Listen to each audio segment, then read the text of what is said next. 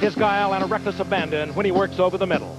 In tonight's game between the San Diego Chargers and Seattle Seahawks, two of the very best wide receivers in the game's history will be in action, and both could and should break long-standing NFL records. San Diego's Charlie Joyner is known as the Hands of Time, and if the 18-year veteran gains 19 yards tonight, he becomes the all-time yardage leader in the NFL. Joyner came out of Grambling to Houston in 1969. 3 years later, he was traded to Cincinnati and developed a reputation for toughness and durability that has grown into legend.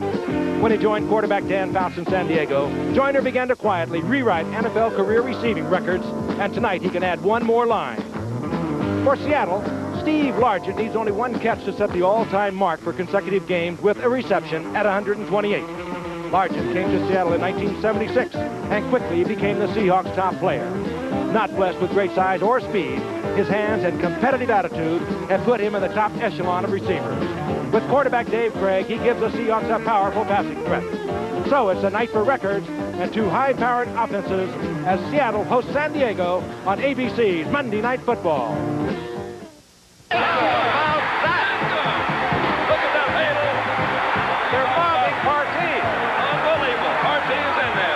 O.J. Simpson gets the call. Look out. That's what they got to do. What a football player. Oh, and down goes Simpson at the 23. He gets up again. They'll have time to get it off. Keep in mind, drawing the quarterback is the holder. That's the pitching. Wide open. A Herrera has a first down inside the 20, and Seattle's doing everything.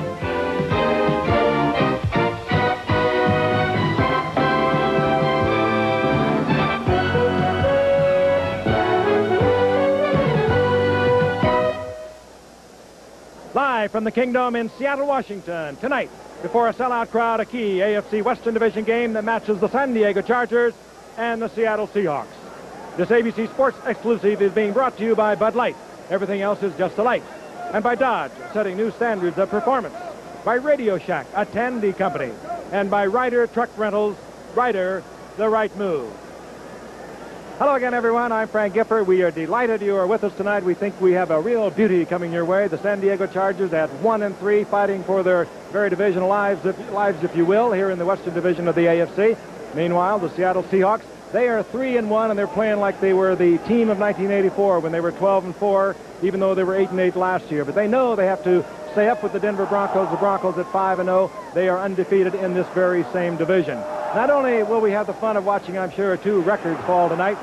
Charlie Joyner, the San Diego Chargers, career yardage record of Steve Largent, catching at least one pass or more in 128 consecutive games. Truly remarkable records, but we're going to, again, watch San Diego behind Dan Fouts fight for their lives, because if they blow it tonight, it's just about all over for them, and they know that. They have other games coming up we'll talk about a little later on. But Seattle is playing well. Kurt Warner is playing back to his great days in 1984 when he ran for over 1,400 yards. Then, of course, came the knee surgery, the loss really, and that really has set them back for a couple of years. He is running like he did in 1984 when he gained over 1,400 yards. And then, of course, they are playing back to their defensive strength. But more than anything, it seems that Chuck Knox, the head coach of the Seattle Seahawks, has a little bit of a whammy on his counterpart from the South, Don Coryell.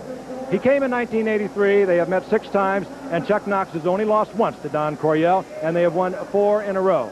So we will see what we will see. San Diego is hurting a little bit on defense, and to talk about that, the man who's going to be working with me tonight, well, Al Michaels takes a little time off to bring you the baseball playoffs that begin tomorrow night here on ABC, the American League playoffs, and that will be in Boston. And in Boston, you're going against California. My pal from a long time ago, many years at USC, and of course, we've traveled many a road together, O.J. Simpson. What are you doing here?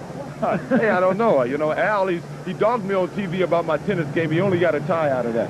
But this should be a great game tonight, Frank. You know, the San Diego fan, normally there's good news and there's bad news. The good news is they normally have such a talented offense, they're going to score a lot of points. The bad news is their defense normally is going to give up a lot of points, but that's not necessarily true this year.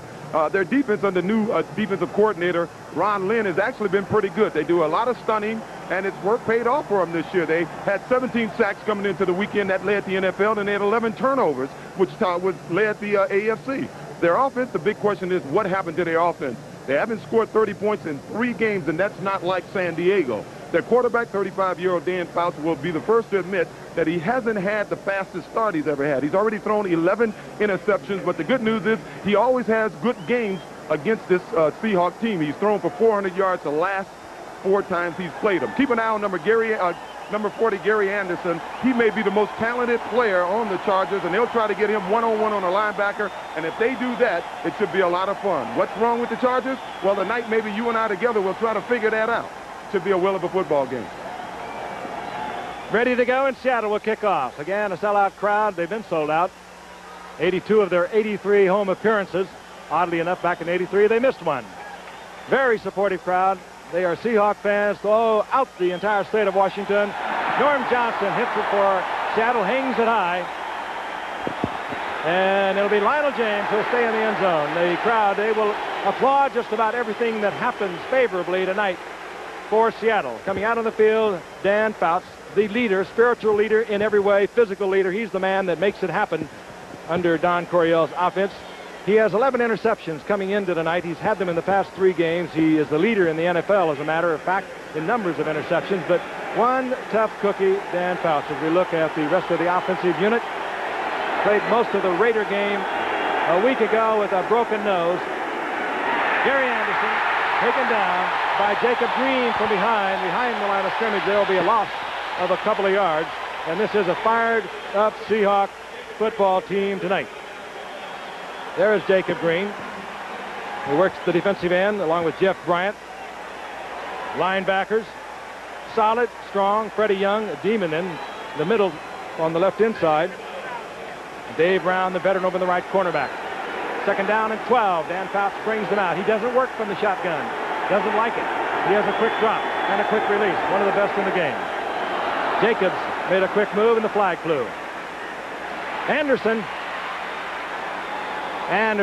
short of the first down, out to the 28-yard line. But a flag is down, and you saw the movement on the part of Jacob Green. Well, that play is going to be typical of the Chargers offense tonight. They're going to move number 40, Gary Anderson, all over the place, trying to get mismatches, trying to get a linebacker, trying to cover him. Our referee tonight is Red Cashin. Our umpire, Art Demas. I mentioned him because he is the man the video replay official Norm Schachter tonight will consult with. And if you've been following that little drama, you know we have had some action. Offside, number 79 on the defense. That penalty is declined. It's third down. Penalty decline. They'll take the gain by Anderson. It'll leave them about 2 yards short, maybe a yard and a half. And Fouts brings them up. Joyner and Chandler are split to the right. Number 80 is Kellen Winslow. He'll move around a lot, just like Gary Anderson will tonight in the Chargers scheme of offensive thinking. Like that. Winslow.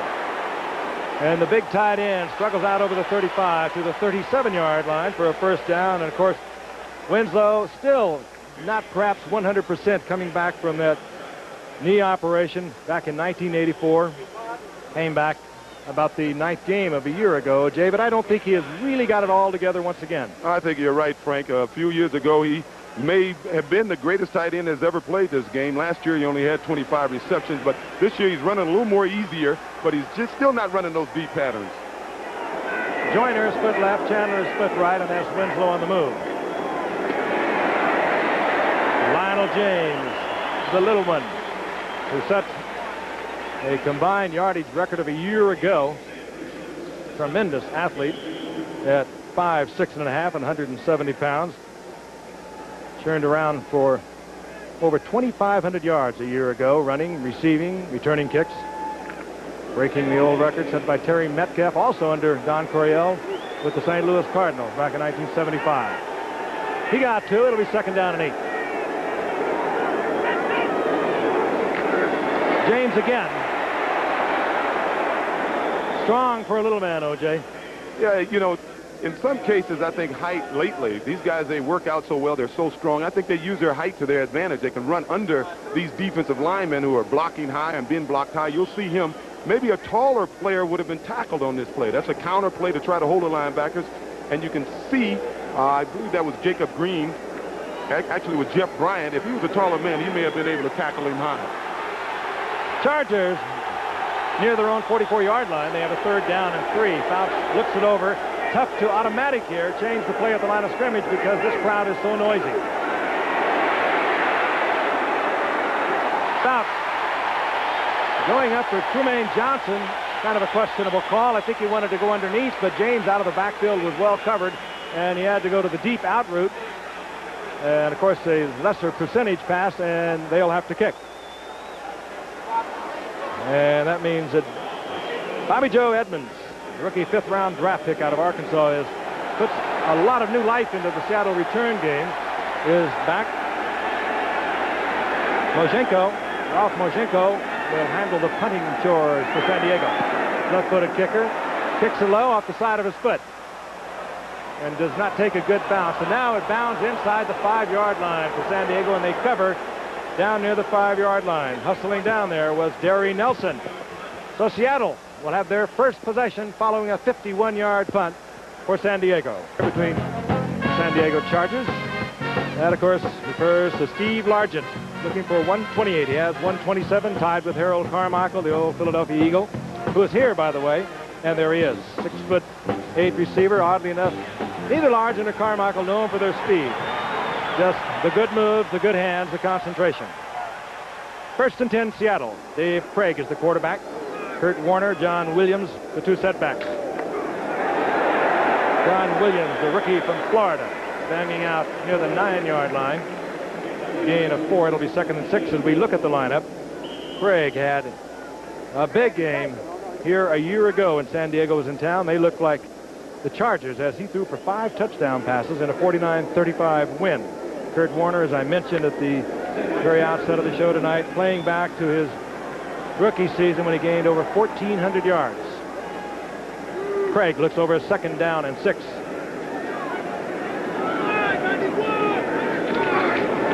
Warner.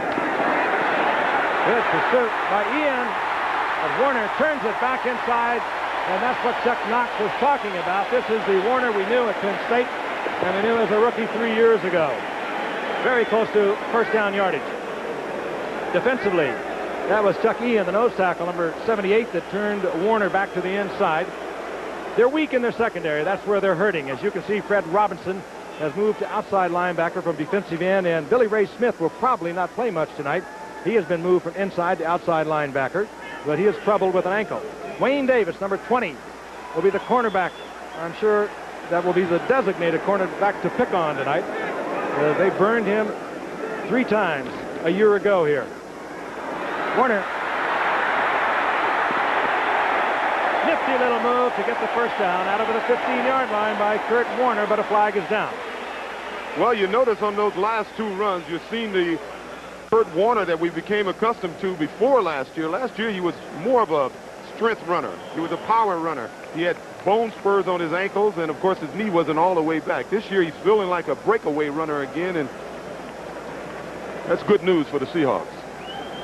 Flag picked up. It was dropped by one of the officials, so it'll be 1st down and 10. Seattle near their own 17-yard line. Warner was leading the AFC after 4 games. Craig trying to get 128 for Steve Largent. It's incomplete. He was there in between the zone. He just was overthrown. Remarkable young man, Steve Largent, as Wayne Davis passes him on into the zone. This is where Craig wanted to put it to him, right there in between Wayne Davis and the free safety Gil Berg. He just had him and couldn't get it in there. Well, it certainly was no secret that they were playing zone. Last week, Wayne Davis, playing against Dokie Williams of the Raiders, was playing 15 yards off him. So when he's up on the line of scrimmage, you can be sure it's a zone defense. Largent right once again. Left is Darrell Turner, the speedster. The blitz. And it's picked up. The attempt to Hudson, the tight end, out of Brigham Young, a USFLer out from the Los Angeles Express. Roommate and a dear friend of Robbie Bosco's up at Brigham Young. Gordon Hudson. It'll be 3rd down. Seattle near their own 17-yard line. Seattle 3-1, San Diego 1-3. Almost a must-win. for these Chargers tonight.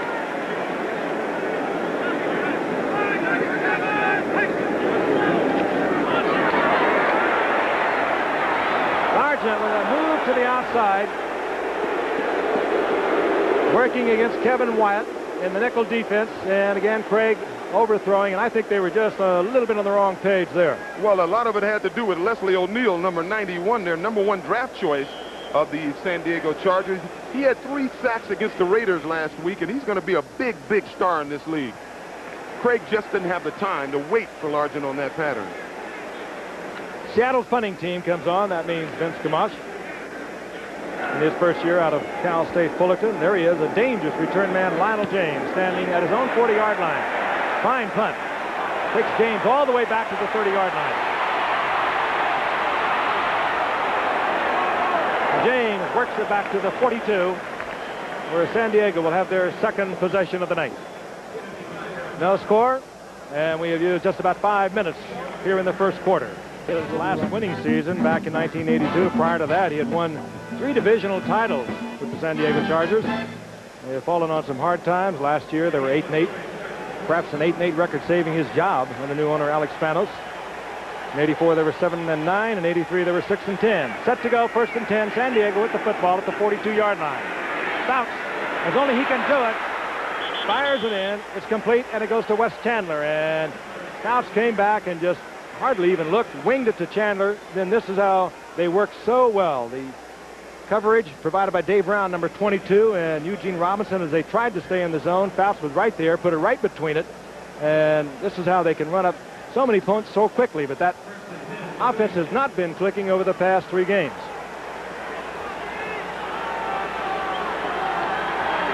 "31-yard line, 1st and 10, San Diego.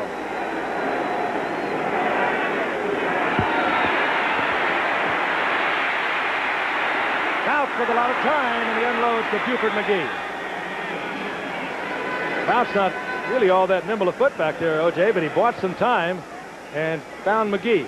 Well, this offensive line has been doing an excellent job for him last week against a fine Raider defense. They only had 1 sack against Fouts. What they do, San Diego has such a varied offense. When teams are preparing for them, they have to wait in the first quarter. They seem to wait to find out what their game plan is.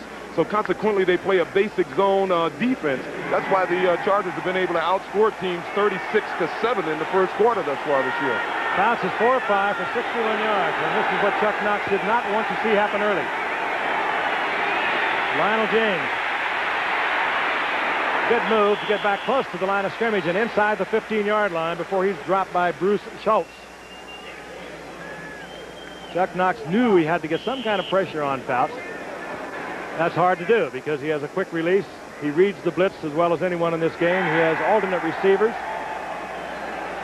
That's exactly right. What they're going to try to do is get the pressure on Fouts up the middle. Fouts like to set up 5 steps back. So look for them to blitz their safeties as this game goes on.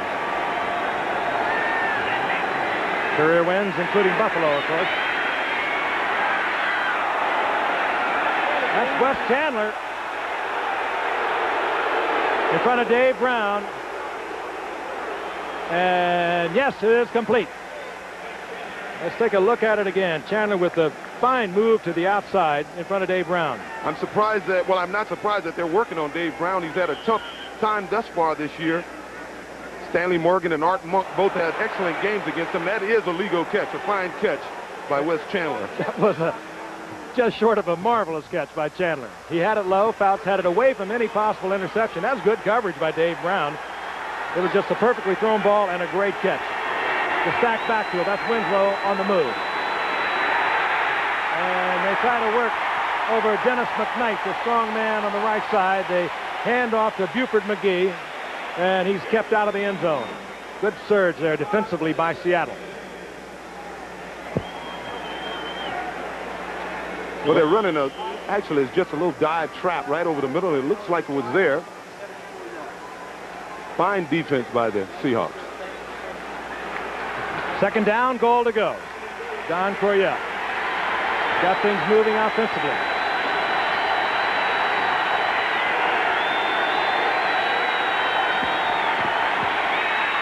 McGee into the end zone, and the Chargers are off to a fine start. 7:32 remaining in the first quarter, and they put it on the scoreboard. And Chuck Knox, pacing the sidelines, has got to know he could be in for a long night. Let's look at it again. McGee running behind Dennis McKnight over on the right side, and Gary Kowalski. Big opening. Slashes in, and the Chargers take the lead. Simply a power play. Follows his fullback. Nice block. The line held, kept no penetration. Easy into the end zone. Manushka has the conversion, and San Diego leads 7-0. Midway through the first quarter in a game the Chargers, I'm sure, feel they must win for any possible hopes in this Western Division of the AFC. And the Kingdom in Seattle, Washington. If you were not with us at the outset of tonight's telecast, we'll tell you again a couple of records on the line will probably fall here in the NFL. Talking about Charlie Joiners looking for the career yardage record of Don Maynard, and of course Steve Largent looking for that 128th consecutive game in which he has caught at least one pass. Mojenko kicks off for San Diego and is bobbled at the 1-yard line. And covered in the end zone by Randall Morris. So it'll come out to the 20-yard line. Right now we'd like to welcome a new ABC affiliate, KSPR Springfield, Missouri, to the ABC network. ABC, recognized around the world as the leader in sports television. We are glad you are with us. Frank Gifford along with O.J. Simpson. Once again, Al Michaels in Boston, where the baseball playoffs will begin here on ABC tomorrow night. Boston going against California, and then the National League playoffs will begin on Wednesday night.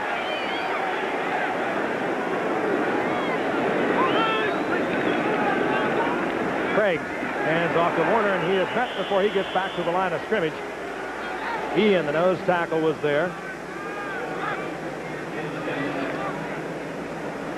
Chuck Knox, the only man who has taken teams to the playoffs from 3 different teams. He did it with the Rams. He won 5 straight divisions back there in the early 70s. Went up to Buffalo and had a couple of playoff teams up there. Did O.J. a great favor. Swapped him off to San Francisco. Sent O.J. back home and picked up a lot of draft picks in doing so. 2nd and 11. Warner. Yeah, this is the Warner of old. Up close to a first down. Well, that was a smart call by Dave Craig. He came up to the line of scrimmage. He had a fast snap off. If you look at the Chargers, they really weren't set in their defense. And, of course, Kurt Warner running like he used to run. Last year, I don't think he would have gotten all the way out there, but this year with the sound legs, he's able to get outside and gain some yards. He gained over 1,000 yards a year ago, but he averaged 3.8 in doing so. He came into tonight averaging just under 5 yards. That's the difference. Of course, he did have some additional surgery to remove bone spurs from his ankle in the offseason. That, too, has helped. On 1st and 10. Craig. John Williams, a rookie from Florida. A flag is down as Williams is out to the 33-yard line, hit by Gary Plummer. And an illegal receiver downfield. That was a very interesting play. I think it was designed to be a lateral. It looked like they wanted to throw the ball back. And then you would have had no problems with offensive linemen downfield.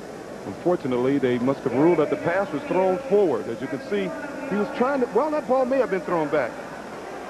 It was very close, but that had to be the ruling, that it was a forward pass, and Millard, number 71, was downfield. Expensive penalty. You'll see number 71, the right guard. And we'll see if it's a lateral or a pass. Very close. Yeah, very close. That negated a 4-yard pickup by Williams. It'll be 1st down at 20, the ball at the 20-yard line of Seattle.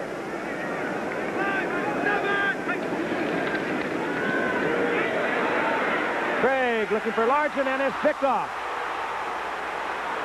Donald Brown, a rookie out of Maryland, and taken from behind by Byron Franklin, and Craig trying to get one into Largent, perhaps to get rid of that record.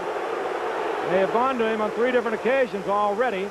This one was picked off as it was poorly thrown. Once again, it's not all Dave Craig's fault. They've been talking about these young defensive ends by the San Diego Chargers, 99 Lee Williams, watching.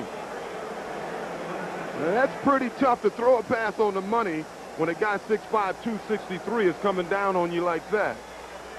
And it was not close to the money either, and San Diego gets it back. They have a 1st and 10. They're near the 20-yard line of Seattle. They already lead 7-0. James. And James comes out of the pile, squirts a little to the left, and picks up 2 or 3 yards. Tough little man. He plays like a big man. He'll get 3 out of that. It'll be 2nd down and 7. Sort of unusual to watch the Chargers try to run up the middle when most teams that will play them will do most of their stunts up the middle. You would think there would be a little too much congestion in there to run successfully. I think you hit it right in the early going, O.J. A lot of times they don't even see him.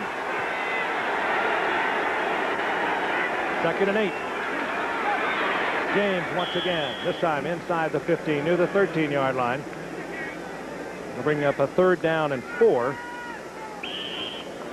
It's amazing to me how they can work this guy.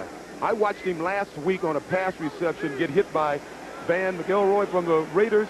I didn't think this guy would play again the rest of the season, and he missed 1 play and he was back in the game. He bounces as good as any running back I have ever seen, certainly of that size. Seattle is thinking pass, and I'm sure the Chargers are also thinking pass in 3rd and 4. Fouts looks off one receiver. Tries to go back across field to Charlie Joyner, and he is covered well there. Curry Justin. And we'll see the field goal unit come on. Well, Fouts had the time here. They made him move out of the pocket just a little bit. I don't think that's what threw him off. I don't think he was comfortable, just threw a high pass. Not the intended receiver. Fouts wanted to go to Chandler on the right side. He was well covered. He looked him off. We'll have a field goal attempt by Ralph Konerska, who is 5 for 5 this season. This one will come from 30 yards out. Hooks it and misses. From in close, San Diego. This is a 3-point golden opportunity. And a perfect season thus far for Konerska goes down the tubes. We'll look at it again. High snap from Dennis McKnight. Mojenko got it down, however, quickly, and Konerska just hooks it left. They have lost their fine veteran center, Blair Bush. He opened tonight after not having practiced all week with back spasms, and they have brought in Kani Kauai, a 5th-year man out of Hawaii, number 62. On 1st and 10, the ball goes to Warner. Tripped up at the line of scrimmage, but he sprawls up close to the 23-yard line. Ian from nose tackle, playing a fine football game tonight, roaming really from end to end. Kurt Warner, 5'11", 204-pounder. Like Gale Sayers a few years ago, who had reconstructive surgery on his knee back in the mid-60s. He came back, Warner did last year, and had a 1,000-yard season, but he was not what he was before, and he does appear to be fully recovered now. 2nd down and 7.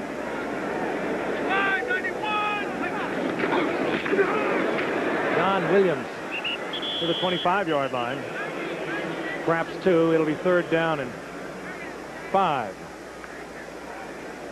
It is amazing what Ron Lynn, the new defensive coordinator of the Chargers, have been able to do with this defensive team. You know, he's got a lot of young players there. They take a lot of gambles. They stunt quite often. Sometimes that will hurt you in the long run, but they're certainly better than they've been in the past, Frank. It is risky. They led the league after 4 games in sacks. That's unheard of in San Diego. They haven't known that since way back in 1980.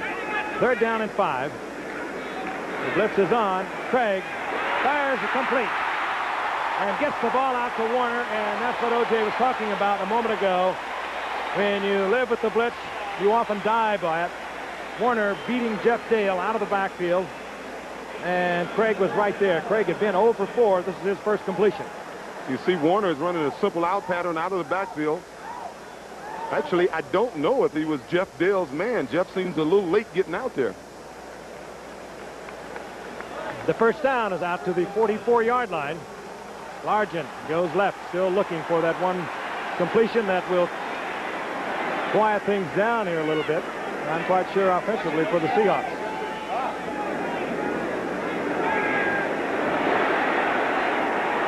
Craig fires complete over the middle and gets it to the tight end, Mike Tice. Big inviting target. Tice is 6'7", the former quarterback out of Maryland, and he is up close to midfield. Gain of 5. It'll be 2nd and 5. Dave Craig from Milton College, which no longer exists anymore. Came up as a free agent in 1980. Took over from Jim Zorn midseason in 1983. Pro Bowler 2 years ago in 1984. Mediocre year last year. 2nd and 5. Williams short of the first down into Charger territory near the 47-yard line. Hit there by Thomas Benson. O.J. Williams, good all-around back, more of a blocking back down in Florida. He's a blocking back. He's exactly what Chuck Knox has been looking for. Last year, they drafted a fullback number 1, Owen Gill. He didn't do the job for him, so they let him go. This year, they went back to the draft. Number 1 again, John L. Williams, and he's giving them the blocking that they want, plus he can catch the ball coming out of the backfield. 3rd down and 1. Warner. Oh, good move back to the inside by Warner. And that got the first down. Got a good block from Williams and cut on it just about as quickly as you could imagine a cut could be made. Yeah, I agree with that, Frank. Once again, Kurt Warner, last year he may have been able to make that move, but it wouldn't have been as pretty as it was, as it is this year. Look at him. He wants to go outside. He sees immediately. Does a little hop inside. You see Walter Payton does that quite often. John Beauchart, number 76, with the key block that sprung Warner for the first down at the 45 of San Diego.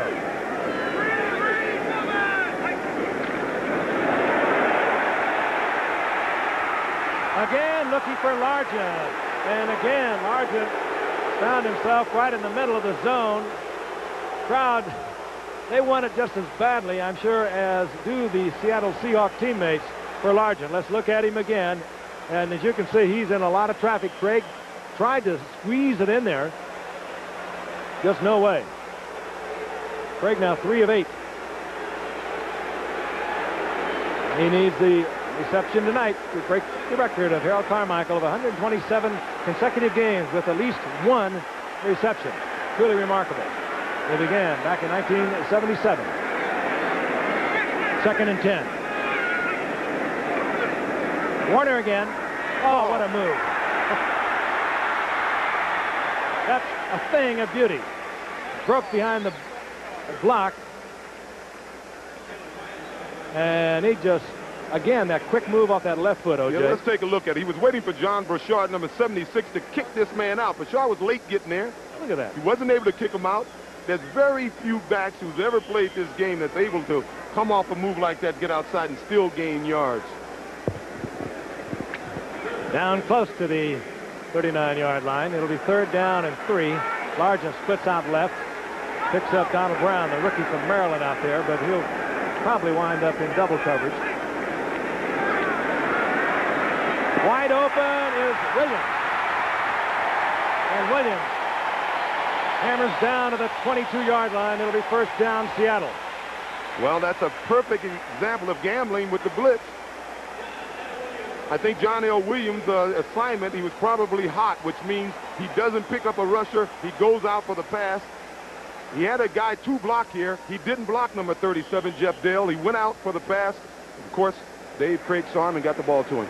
More than that, Craig was reading it all the way. He knew that he could not go deep. He had Turner and Largent making moves over the left side. He read it all the way, and he knew that Williams would be the man. Gets the first down at the 22-yard line.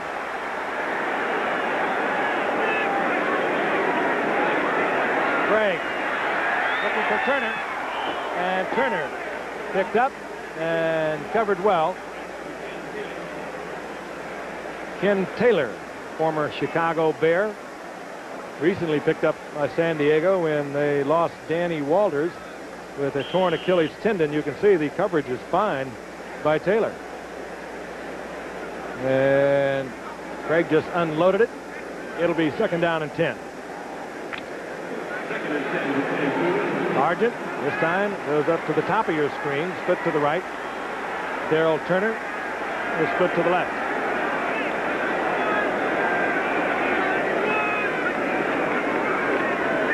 Warner.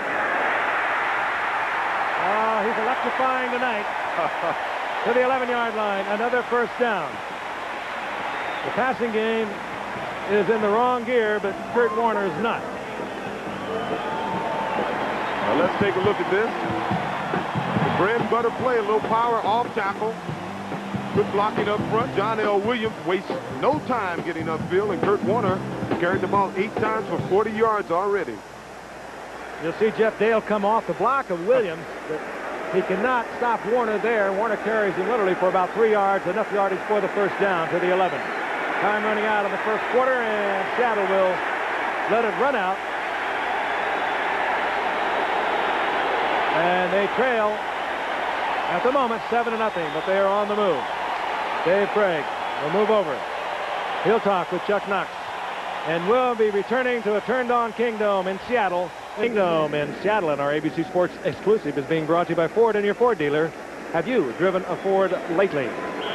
Big drive with Kurt Warner leading the way for Seattle.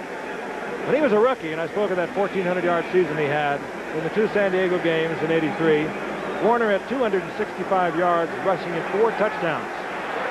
This looks like deja vu.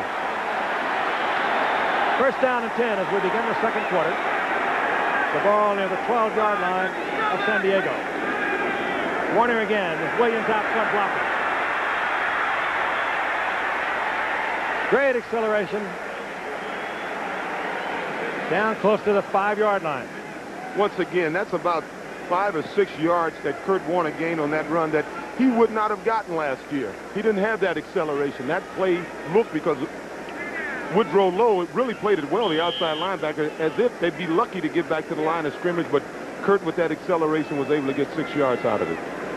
With the passing game a little bit out of sync tonight, or quite a bit out of sync for Seattle, Kurt Warner has picked up the slack. He has 46 yards on 9 attempts thus far. Second down, about 4. Warner dropped by Williams. Speaking of that passing game of the Seahawks being out of sync, it shows you how important that field goal of Benerska's, that missed field goal, is, because San Diego's defense this year is designed to do a lot of stunning and put pressure on the quarterback. They've been able to do that and get as many sacks as they've gotten because of the fact that they've been ahead. They get teams down by a lot of points. Teams must throw the football. And that, one would assume, is the position that Dave Craig has found himself in. Third down and 4. The ball just inside the 5-yard line. There's a big, tall tight end, 6'7", Mike Tice. He's in trouble. And a sack. Thomas Benson coming from the inside linebacker position, and this is what O.J. alluded to a while ago. Ron Lynn, the new defensive coordinator, who actually came on orders from the owner Alex Spanos when they made the change a year ago. He is a gambling type defensive coordinator. He came from the Oakland Invaders of the USFL, and he's changed things totally defensively for the Chargers. Now, their personnel isn't all that much different, O.J., but what they do with it is dramatically different.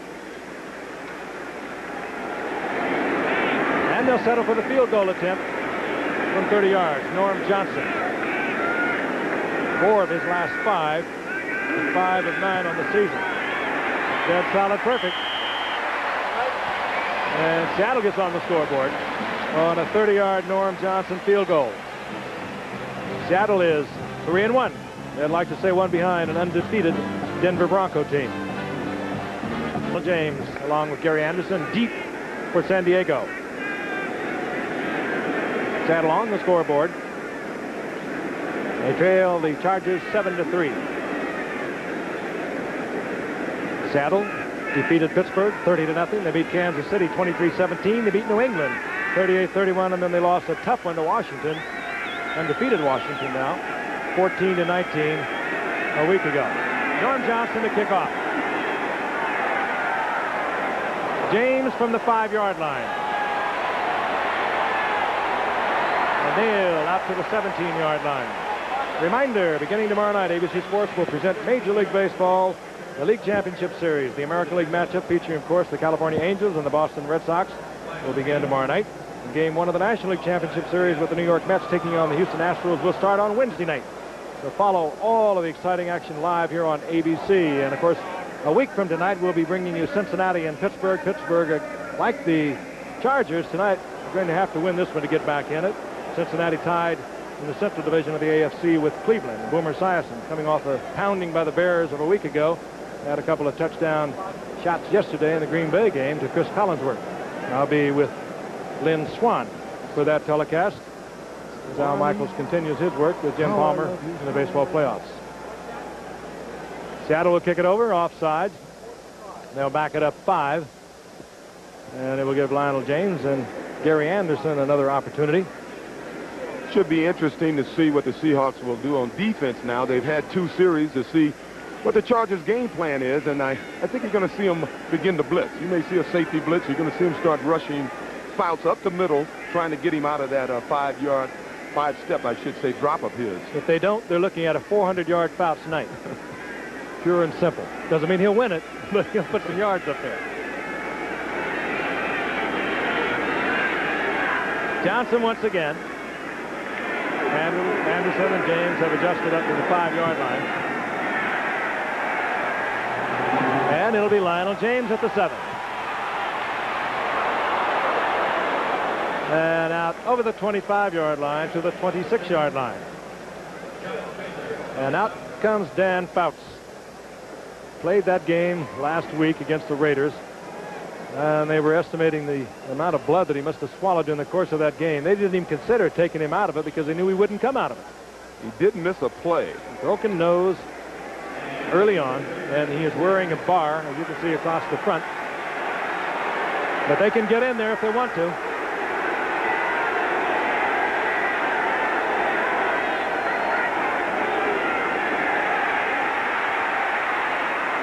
Whoa, kickoff and bobbled. Eugene Robinson was almost ready to get up and run with it, and he is stunned and appalled. The intended receiver was Wes Chandler, not even in the area. I think he was anticipating Chandler continuing his route across, and Chandler pulled up on him. Yeah, somewhat strange because there certainly wasn't any pressure on him. A lot of questions in San Diego as to what's wrong with their offense. It has the same people, if anything, a little better with Gary Anderson now integrated more thoroughly into the offense. But it has just been off whack all year long. Buford McGee over the right side, out over the 30 to the 32. He'll collect 6 on that. It'll be 3rd down and 4. The Chargers in the last 3 games have not scored a touchdown in the second half. They got off to pretty good starts, but when they needed it, and in the past they've always been able to get it with Dan Fouts, if they were even close in the 4th quarter, they usually chalk that up as a victory. 3rd down and 4. Fouts, nifty little pass to Buford McGee, and McGee gets the 1st down over the 45 to the 47, but again, Fouts looking downfield, almost underhands that ball out to Buford McGee. That was Chuck Knox talking about today, O.J., and when we visited with him. He can throw it from any position. He can throw it in any way. Yeah, he's nothing but respect for Fouts. Felt there was only one quarterback in the NFL that can throw the ball. He didn't have to step forward and throw it in the classic sense, stepping forward and throwing the ball. And, of course, that's John Elway. So he can throw it underhand. He can throw it sideways. He can throw it anyway. He kicked out Fouts. He said, well, there are 2 of them, and we knew that he was talking about John Elway. On 1st down, Fouts is back again. Safety blitz, can he easily miss it? Fouts with a lot of time, but no open receiver, and he just unloads it. Gary Anderson was deep downfield. Well, Fouts was lucky on that play, as we predicted. The Seahawks started their blitzing. That was a safety blitz, and Kenny easily had him dead to rights. He just missed him. Fouts looks over to the sidelines where the plays are wig-wagged in called by Ernie Zampese, who was upstairs, the offensive coordinator, former USC tailback back in the 50s. Second down and 10. Hard to change off with this crowd. James buried at the 45-yard line.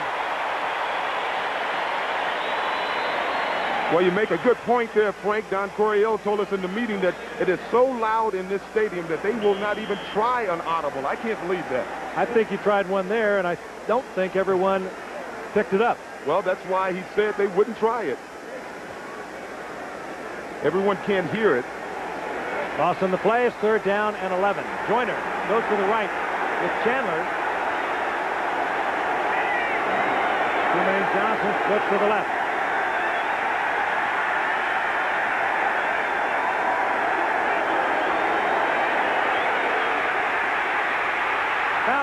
Had to unload to avoid the sack. Pressure from Jacob Green ultimately forced Fouts to unload. He waited as long as he could. Credit the coverage downfield for bringing on the punting team for San Diego. They were all over Fouts' receivers, and they are some of the best in the business. He had Wes Chandler working along with Charlie Joyner on the right side, Trumaine Johnson on the left, and Kellen Winslow, and he could not find a one of them. Mojenko to punt. Bobby Joe Edmonds, the rookie from Arkansas. The exciting return man is back at his own 13-yard line for Seattle. Mojenko, one hop, a bad snap. The flag is down, as is seemingly on almost every punt.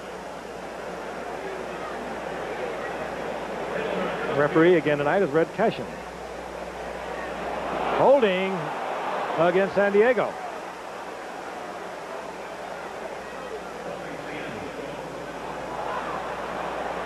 Or rather, Seattle. Chuck Knox not going to be pleased with that. Now they are discussing when it happened, and we'll have the call.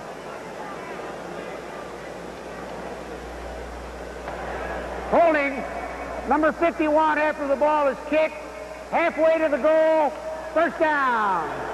After the ball is kicked, so it'll be halfway to the goal rather than a first down. Holding was Sam Merriman. We here at ABC Sports are proud to announce that we've just reached an agreement with the New York Racing Association to televise the Belmont Stakes for 3 more years beginning in 1987. It's particularly significant because of the establishment of a new $5 million Triple Crown Challenge, a $5 million guaranteed purse for the owner of any horse which can sweep the 87 Kentucky Derby, the Preakness Stakes, and the Belmont.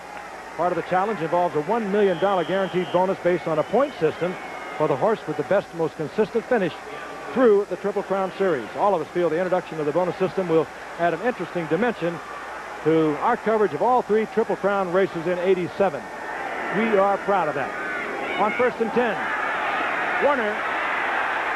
What a good block once again by Williams. And a Charger slow getting up. It was Jeff Dale, the strong safety, who came up to make the stop. And a flag is down, and they're going to bring it back. No, they do not. Again, a flag is down and picked up. But again, a fine block by Williams. You can't play rock'em, sock'em, Chuck Knox football unless you have a blocking fullback. And once again, 2 years in a row, they used their top draft choice to get a fullback. The first one, Owen Gill, didn't work out. They went back to the draft this year and got number 32, John L. Williams, and he's been doing the job. On second down and 3, and this time John L. Williams is buried at the 15-yard line, right at the line of scrimmage. Warner now 54 yards, and we have used up just about 4 minutes of the second quarter.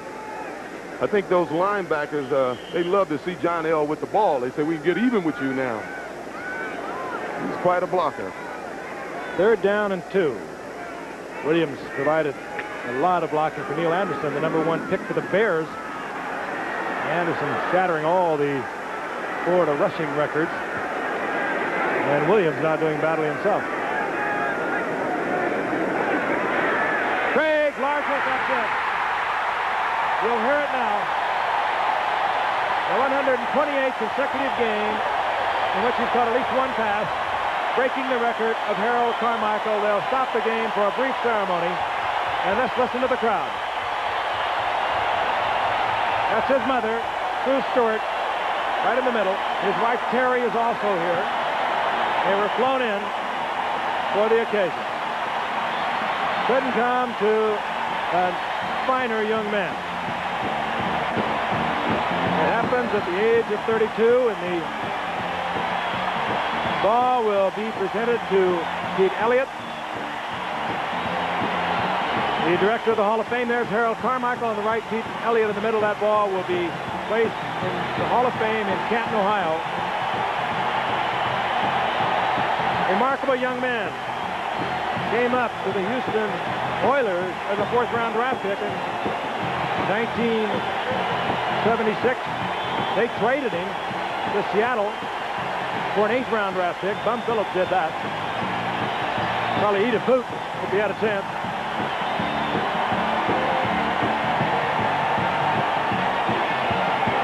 Steve Largent has caught at least 3 passes in 102 of those 128 games. Not big, not fast, just dedicated, and a very gifted athletic receiver. On first down. Craig looking for Turner, and Turner battling Wayne Davis all the way.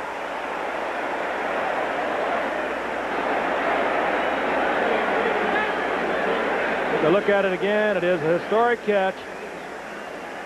Little move to the inside, beating Wayne Davis down the opening, and Craig right on the money with the ball. 17-yard pickup. And the crowd continuing to roar.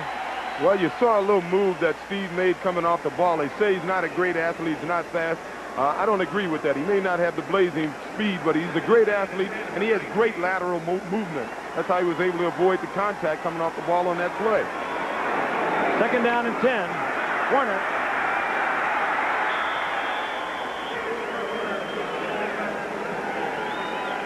Warner works out close to the 37-yard line. It'll leave Craig in long yardage passing situation.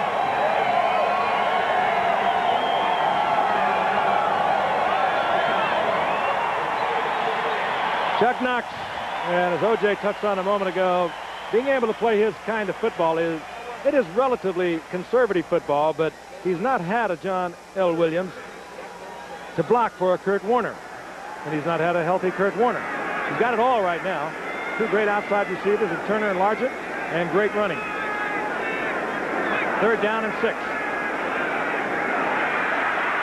Craig. Ray Butler. And Butler has a Seattle first down out close to the 47-yard line.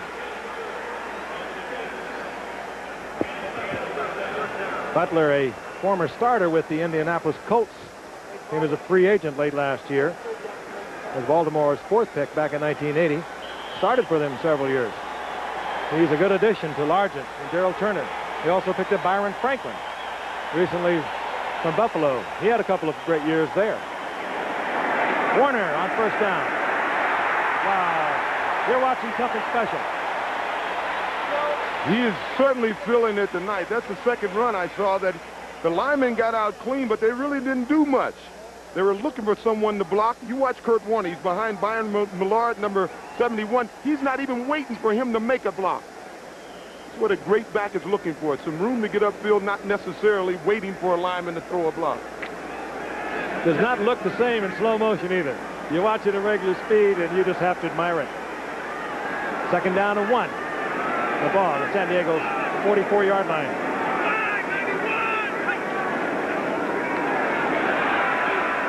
Williams will have the first down just inside the 43-yard line. And that's something that John L. Williams will do for this offense. He'll keep Kurt Warner fresh. Kurt Warner can think about breaking the long run because he's not going to have to worry too much about the 3rd and 1 and 3rd and 2 situations. John L. is the type of back that can get those yards for him. So Kurt's mind is breaking the ball, breaking long runs every time he gets his hands on the ball. Chuck Knox did not have all these elements a year ago, had an 8-8 season. He's looking for much bigger things this year. I can assure you of that.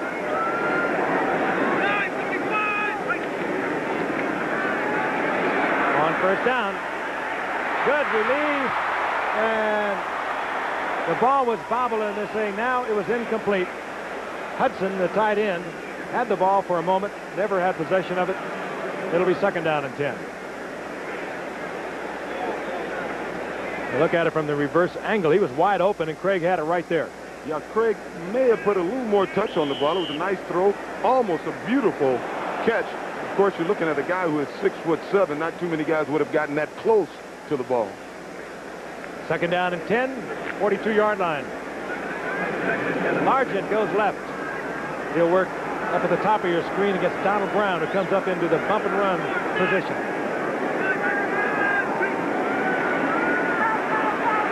Craig tries to get it to the tight end. Once again, this time the tight end, Mike Tice, working against the strong safety, Jeff Dale, and that was one that could have been caught. 3rd down and 10. The Seattle passing game just a little bit out of sync tonight. Craig now 6 of 15, 71 yards. He's about a 58, 59% passer. I mentioned a couple of years ago when everything was right, he was the Pro Bowl quarterback.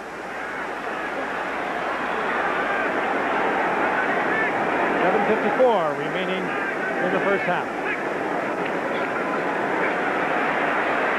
Flag is down. Usually that kind of flag will mean a holding call. Craig shuffles the ball to Warner, who gets down inside the 40-yard line, but it is indeed holding, and it will work against Seattle. Once again, I think it's against Mike Wilson, who's trying to block number 99, Lee Williams. He hasn't been doing a very good job of it tonight, at least on passing situations, and that may be one of the reasons Dave Craig is having a tough time throwing the ball. He may not have been sacked that many times, but this San Diego defense is applying a lot of pressure tonight. Decision time. They can bring up a fourth. Holding number 75 on the offense. That penalty is declined. It's 4th down. That was the decision. They could have backed Seattle into their own territory, but they'd rather get the football back. Let's take a look on the right side. Wilson is number 75. Number 99 is Lee Williams. He played at little Bethune-Cookman, where old buddy of mine, Larry Little, is the coach. And he's had quite a year. He came into this weekend with 5.5 sacks, and that led the NFL. Gamache comes on. Lionel James back for San Diego. Gamache looking for the left corner. Gets a bad kick. And the ball will be marked somewhere out around the 18 or 19-yard line. And they'll mark it just inside the 20-yard line. We have 7:26 remaining in the first half. Chargers leading the Seahawks 7-3. We'll be back in just a moment. To the NFL record book. A few moments ago, Charlie Joyner, who has not had a reception tonight, needs 19 yards to break the NFL receiving record for yardage held by Don Maynard of 11,834 yards. And it was duly celebrated here just a short while ago. If you were not with us, Largent catching at least one pass in 128 consecutive games.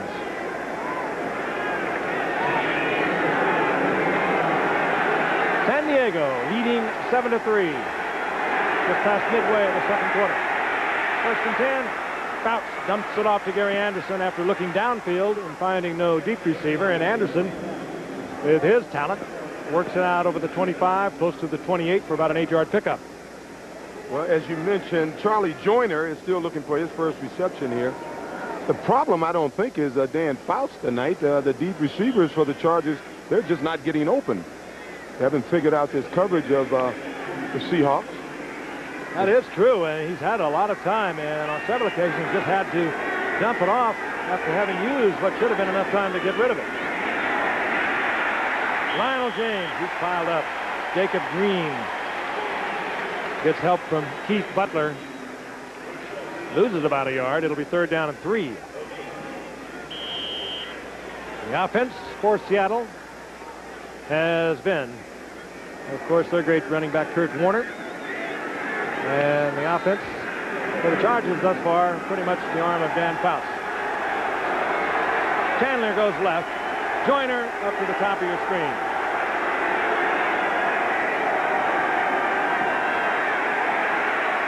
Fouts, Anderson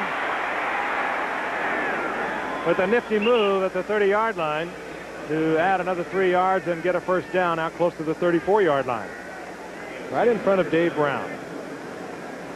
Timing on this, perfect. Yes, it is, and I think Anderson more than likely is the primary receiver, even though with this Charger offense, everybody's a primary receiver. But if they can get the ball in this guy's hands with some room to run, they're going to be in pretty good shape. Give him something small. He'll turn it into something big. First down. Faust. Winslow. Just a checkoff man. Faust looking downfield. Wanted Joyner that time and had to settle for Winslow. He'll get about 2 or 3 yards out of it. Well, we mentioned that the Seahawks are going to try to get pressure up the middle to get Dan Faust out of that 5-step drop of his where he feels very comfortable. On that play, it looked like a stampede coming up the middle. I mean, they had Jacob Green, they had Jeff Bryant, they had Joe Nash all running a stunt, and they were just barreling up the middle. I often have said, I wish we could get you down there and let you hear what's going on down there. It is really noisy. James and Lionel gets to the 40-yard line. It'll leave Faust in a 3rd down and almost 4th situation. Mind you, college football, live 3 o'clock Eastern time. A couple of good ones. Consult your directory for the game you'll see in your area. University of Miami, #1 in the nation, and of course with Vinny Testaverde, a Heisman Award candidate, the quarterback. They will take on West Virginia, and then the classic, Oklahoma going against Texas.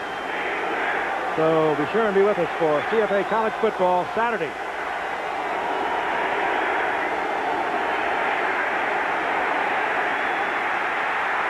Again with a lot of time and gets the ball to Joyner, but he'll only get a couple of yards out of that and short of the first down.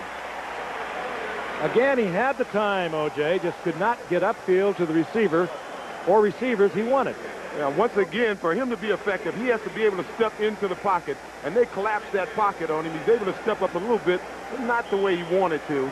In any event, even if he would have stepped up and thrown to Charlie, they wouldn't have gotten the first down because Terry Taylor was all over him. 3-yard pickup. Bobby Joe Edmonds drops.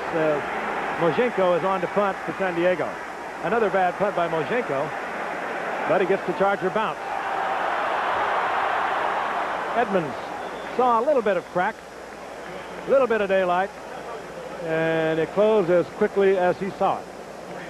He's out to the 20-yard line where it will be 1st and 10 Seattle when we come back to the Kingdome. Seattle 3-1, San Diego 1-3 in the Western Division of the AFC. Right now, Denver is atop of with a 5-0 record, followed by Seattle. Kansas City is 3-2. The Raiders are climbing out of a hole. They won yesterday after being down by 17 to Kansas City. You'll see that at halftime. And San Diego trying to stay alive. They're 1-3, and there's Joyner credited with 2 yards on that reception a moment ago. So he now needs 17 yards to break Don Maynard's career yardage record. 1st and 10 Seattle, 3:23 remaining in the first half. Warner struggles up to about the 23-yard line. Gain of 3. It'll be 2nd down and 7. Both teams have their full complement of timeouts, 3 apiece. First down in a Chuck Knox's offense is very important. He likes to run the ball on 1st down. If he can get 5 or 6 yards on 1st down, then he's subject to do anything on 2nd down. With him, he may run it again on 2nd down. Warner again. And squirts into a little bit of daylight that he caught over in the left side. Gets a lot out of something that should have been nothing. Up close to the 30-yard line, about a yard short of a first down. And again, the only way I can describe it, O.J., just saw a little something just kind of popped into it. Yeah, you see John L. is going outside to block someone. It looks like the play was designed to go off tackle, but when you're filling it, all you're doing is looking for daylight. You're not worried about where your blockers are going. You're looking for where you're going to go. 3rd down and 1. And Seattle is going to have to hustle. And they are going to let the 2-minute warning be announced, and the clock has now ticked down to 2 minutes. So we have 2 minutes remaining from the Kingdome in Seattle. The Chargers leading the Seattle Seahawks 7-3. We'll be back in just a moment.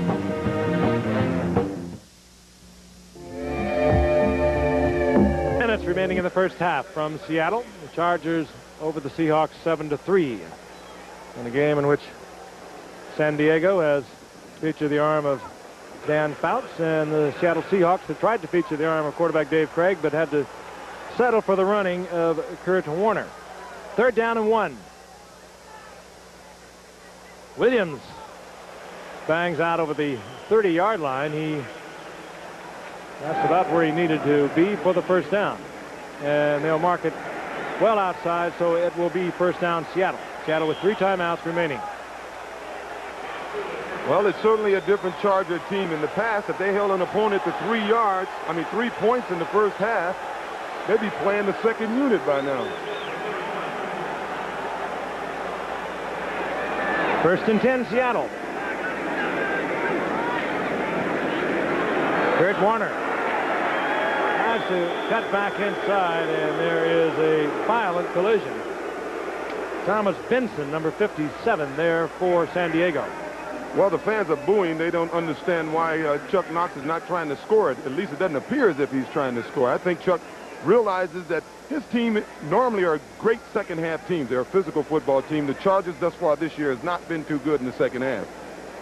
Seattle takes timeout. They'll have a 2nd down and 8 as Chuck Knox talks it over on the sidelines. I mentioned the highlights at halftime. They blew Minnesota away 23-0. Meanwhile, here in the Kingdome, live action, 2nd down and 8, Seattle at their own 33-yard line. Craig Largent, beautifully executed pattern by Largent, beating the zone. And with that reception, Largent, who's already set 1 record tonight, moves into 4th place on the NFL career yardage list. He has passed Lance Allworth at over 10,260 yards. At the zone, it does not seem to be too effective. Craig right in between the 2 defenders, in front of Dale, and just behind Davis. The first down inside the 40-yard line of San Diego. 1:12 remaining in the half.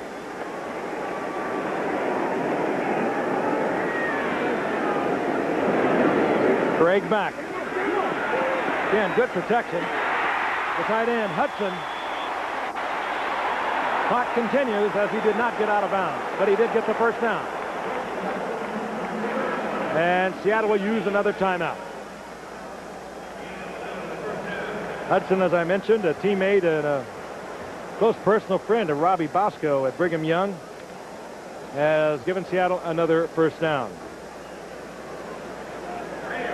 The Buffalo and the Jets, because of that, have reacquired their former longtime quarterback Richard Todd. Seattle first down and 10, 28-yard line at San Diego. Chargers leading 7-3, 1:03 remaining in the first half.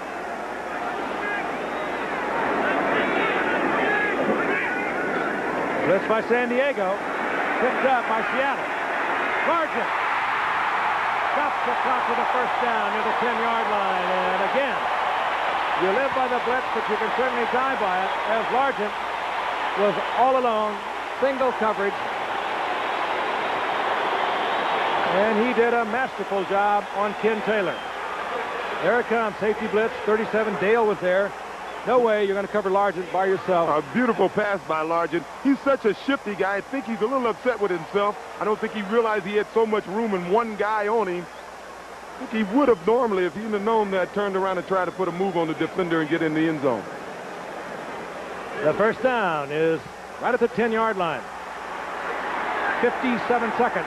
The Seahawks have one timeout.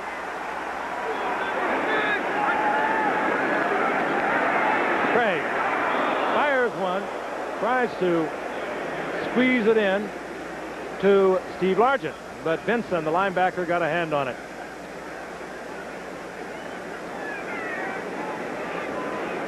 Chuck Knox, one of the fine coaches you're going to find. Very calm, very cool. Likes to play the conservative game when he can, but 2 years ago when he lost Kurt Warner, Dave Craig really emerged as a top-flight passer. Here he went to the Pro Bowl. Second down.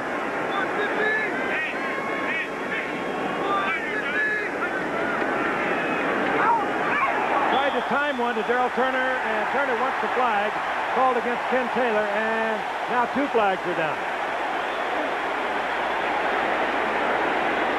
That was intended to be a timing pass in the end zone. Turner could never get there.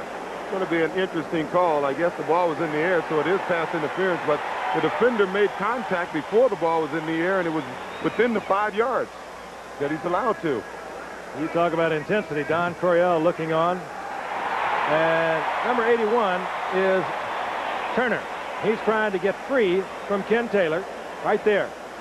And Taylor was all over him. You could see where Craig had intended for Turner to be. So now it'll be first down goal to go with the ball at the 6-yard line. 50 seconds remaining in the first half. Seahawks trying to take the lead for the first time tonight.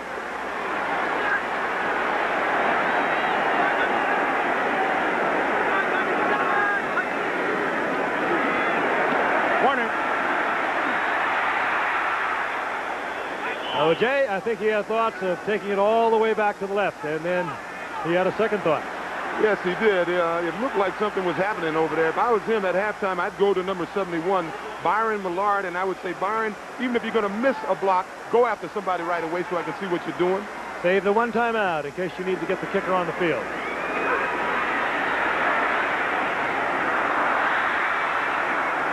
And picked up by Mike Tice, who might have been better advised to just knock it down and stop the clock with the incompletion, because now Seattle with 16 seconds uses the one timeout, and Dave Craig will move over to talk to Chuck Knox. Well, let's give this Charger defense some credit. Last week against the Raiders, they held them out of the end zone 1st and 1, I believe it was, 1st and 1.5, and they held them out of the end zone. And this week, that was a pretty fine goal line stand we just witnessed. I think it's interesting defensively. They are ranked 28th against the pass. Of course, there are only 28 teams in the league. They are dead last, but they came into tonight. After 4 games, they had led the NFL in sacks. Now, that'll tell you how many times you got burned when you're trying to get to the quarterback. And they have been burned considerably. But they make things happen, and that's all this Charger team, in the past, that's all this Charger team would have needed. They had 5 turnovers that they caused from the Raiders last week, and the Chargers offense still can only muster 13 points. Well, it's been a long time since the Chargers have had any kind of a pass rush, albeit the one they have right now is a dangerous one. But back in 1980, when Big Hands Johnson was there, Red Dean, they had 60 sacks. Then those people started to move around the league. The wheels started to come off. And it has been tough sledding for the Chargers over the past 3 years. They were 8-8, as I mentioned a year ago, 7-9 in '84, and 6-10 in '83. Third down, goal to go. Seahawks without timeouts, and of course, I'm sure that they're going to put the ball into the end zone.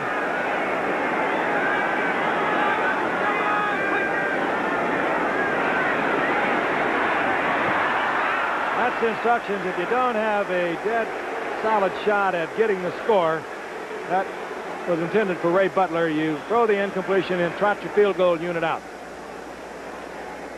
So again, credit the San Diego defense we were speaking of a moment ago. Good work down here. You don't like to go into halftime having given up a golden opportunity. They had a first down, goal to go at the 7-yard line, and now they have to bring out the field goal kicker, Norm Johnson. Kicked one tonight from 30 yards out in the second quarter. This one will be from 25 yards.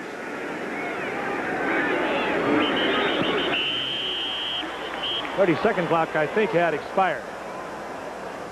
And Ball start. Number 74 on the offense. Still 4th down. Kurt Singer, false start. They'll back him up 5 yards. They had also run off the 30-second clock.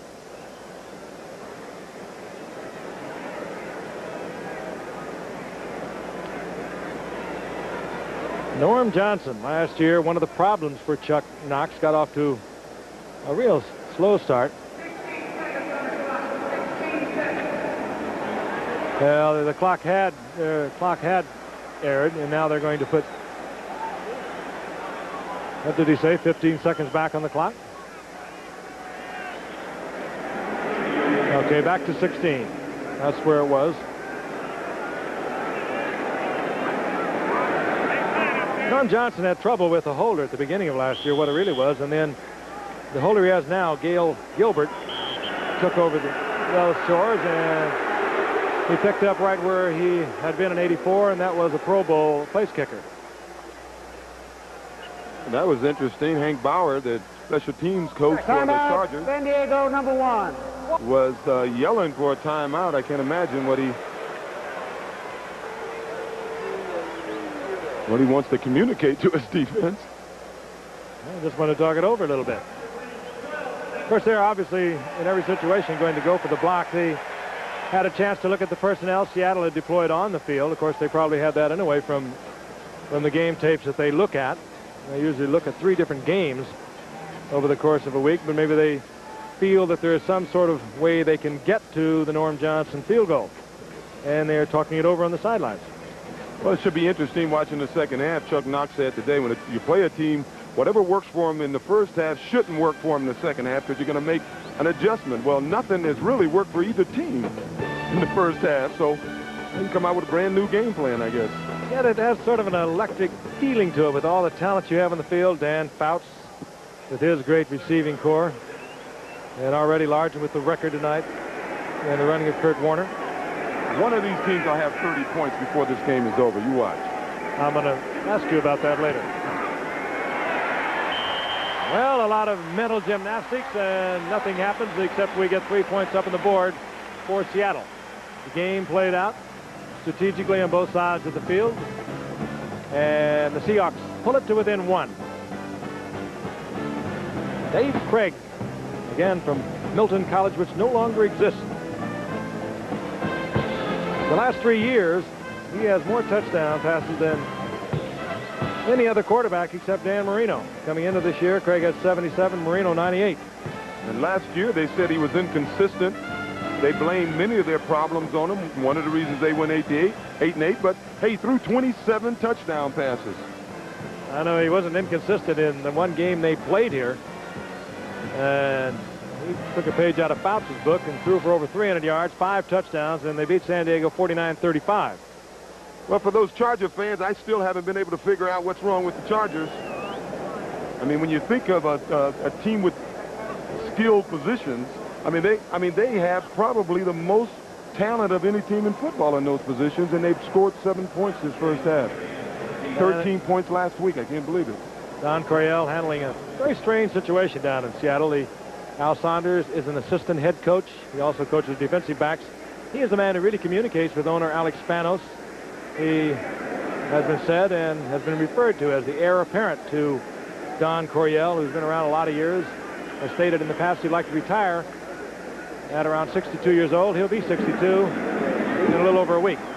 Short kick by Johnson and covered at the 40-yard line. Falling on the ball there is Gary Plummer, and 5 seconds remain. The Chargers will bring out their offensive unit, probably give you the Big Ben, or there are a lot of different names for it. They'll put 3 wide receivers on one side of the field. They'll hang one up high, and of course the half or a game cannot end on a defensive foul. They'll be looking for the defensive foul. Unfortunately, that type of play, it takes time, and I'm a little surprised that the Seahawks only have 3 down linemen in the game right now. And that apparently is not the thinking of Don Coryell and the Chargers. They're just going to run the time off. And that's exactly what they do. That's the end of the first half.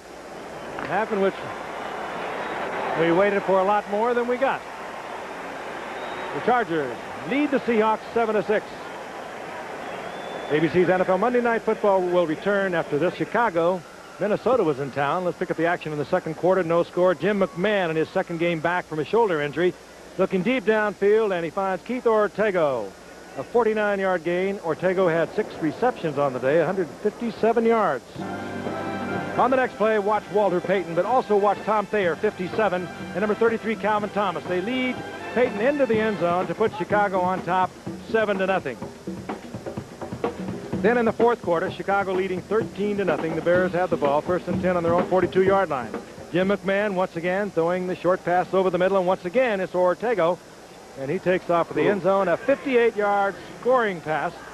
Chicago took the lead there, 20-0. The Bills were at Giant Stadium yesterday. This is second quarter action. Jets leading 7-0. Jim Kelly looking for Greg Bell over on the right side. Fires one deep. He catches the ball at the 5-yard line, takes it inside, got it into the end zone to tie the score at 7. Then in the fourth quarter, and there was only 57 seconds left, as Greg Bell does a little celebration, but with 57 seconds left, Bills leading 13-7. Watch Kenny O'Brien. He goes back, looks down the middle, finds a tight end, Mickey Schuler, 36-yard touchdown, and the Jets win at 14-13. Kenny O'Brien, by the way, an arthrogram on his knee. He is doubtful for next week. Is complete. The touchdown stood, and Kansas City's lead was cut to 17-7. Third quarter action. Kansas City leading 17-7. Napoleon McCallum, the rookie from Navy, who's still in the Navy, takes it in from 12 yards out and cuts the Chiefs' lead to 17-14. Then Kansas City leading 17-14. Mark Wilson on the bench, sore thumb. Jim Plunkett off the bench once again. Looks for Jesse Hester. Number 84 takes it in from 18 yards out, and the Raiders take a 21-17 lead. They went on to win 24-17, a great comeback victory for the Raiders. Kansas City is 3-2 in the AFC West. The Raiders climb to 2-3. At Anaheim Stadium in Anaheim, California yesterday, the Rams offense was Eric Dickerson, his 4th best day of his career, 207 yards rushing. First quarter action, the Rams leading 7-0. Second down and 10 on the Buccaneers, 40-yard line. Dickerson cuts it back, takes it over the middle, and breaks into the open for a 40-yard touchdown run. The first of 2 touchdown runs on the day for Dickerson as the Rams took a 14-0 lead.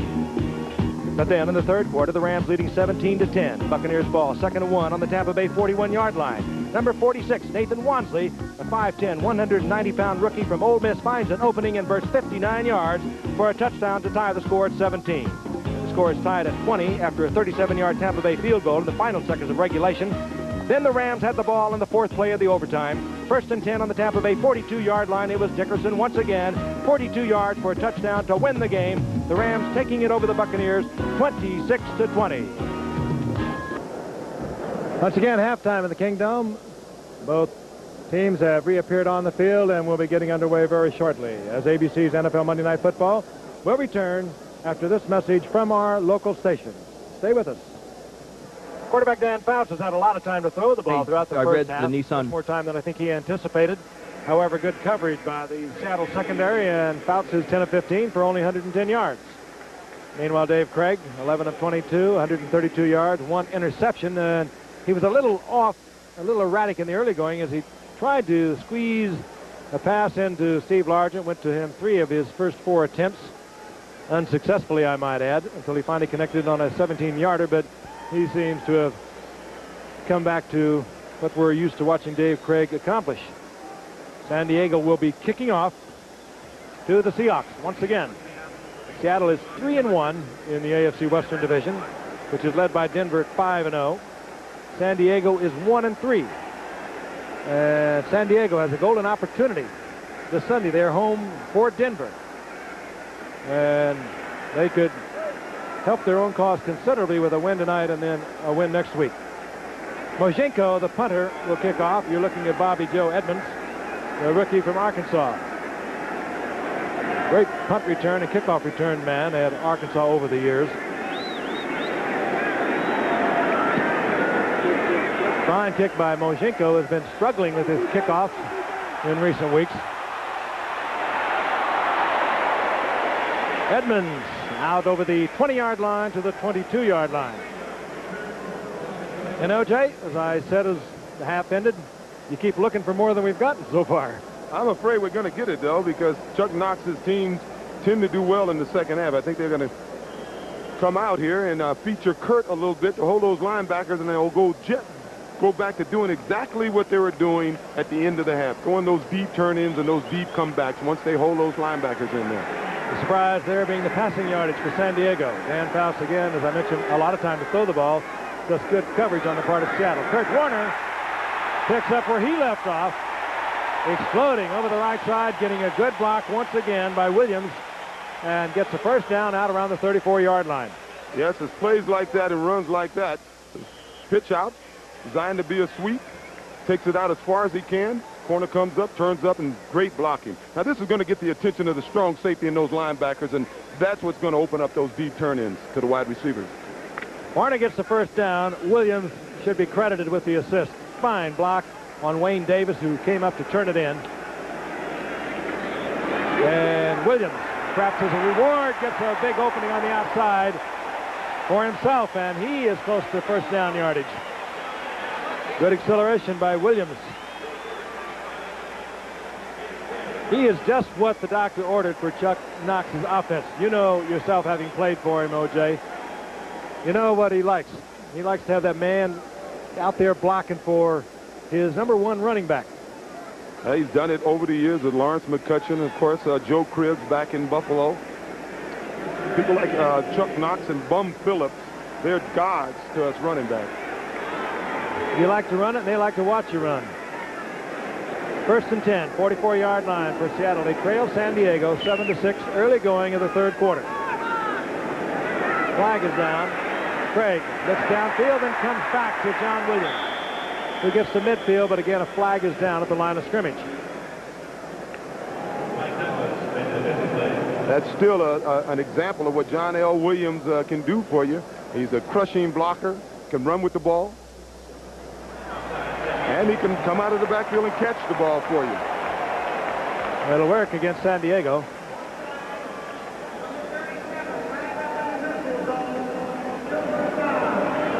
That was Jeff Dale again up there, and probably anticipating the pass. It probably was a safety blitz. He encroached into the neutral zone. The Seahawks will take the penalty, which amounted to the same amount of yardage, but they keep it at first down.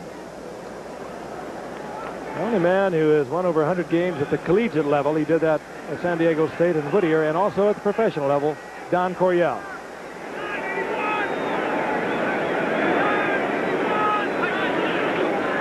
Warner again. Pecking, looking, twisting, turning, and Warner gets 9 before Plummer is there to make the stop.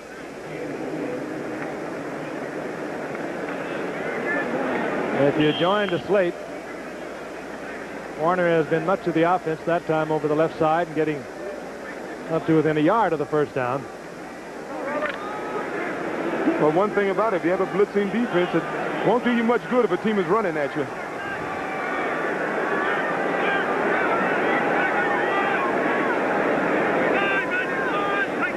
On second down, Williams, I think he thought he was going to run into a lot more traffic than he did over the right side. He wanted a lower shoulder, did not have to, as he eased it for the first down close to the 42-yard line.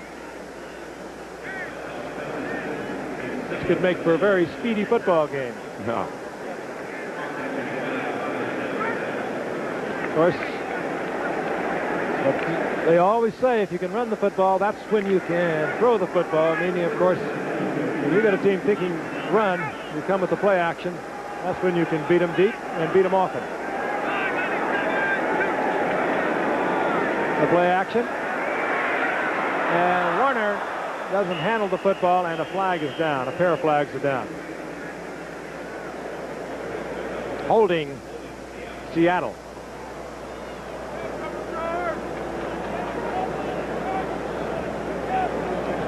Darrell Turner was deep downfield, and Craig took a quick look at him, but he was covered well, so he checked it off. Number 76 on the offense, still first down. Boshart Over the left side, you'll see it over the left side of your screen. Yeah, take a look on your left side of your screen. He's trying to block Chuck Ian. Ian's got position on him. He's hooks him with his left arm. Definitely a holding call. Pretty almost strangled him. First down and 20. The Seahawks backed up to their own 48-yard line.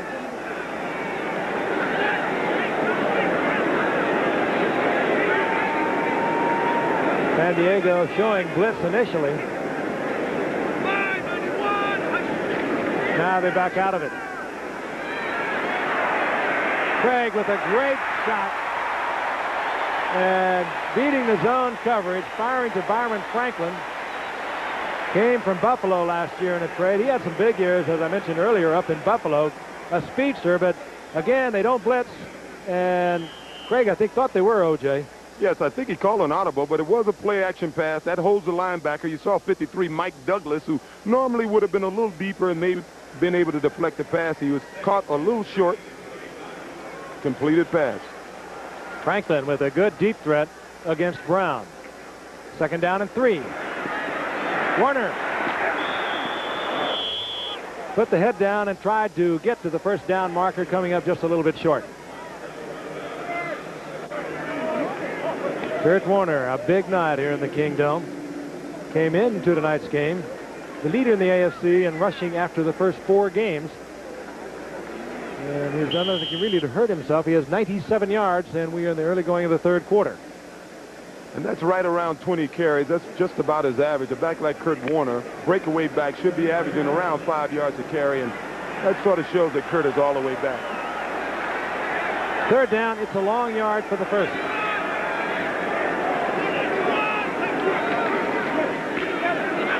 Warner. And this time made the decision to go outside. Nothing happening as Wayne Davis came up from the cornerback position, and there's a loss back to the 36-yard line. Once again, credit the Charger defense. Got a lot of penetration on that play, and Kurt really had no choice. Could have stopped and gotten no gain or tried to get outside and gain some yards, and didn't work for him. Norm Johnson comes on. He will be attempting what should be close to a 50-yard field goal. It will be officially 49. He can reach it. His career best, 54 yards. And, of course, here in the Kingdome, unaffected by any problem from the elements. Yes. Seattle with the lead for the first time tonight on a 49-yard field goal.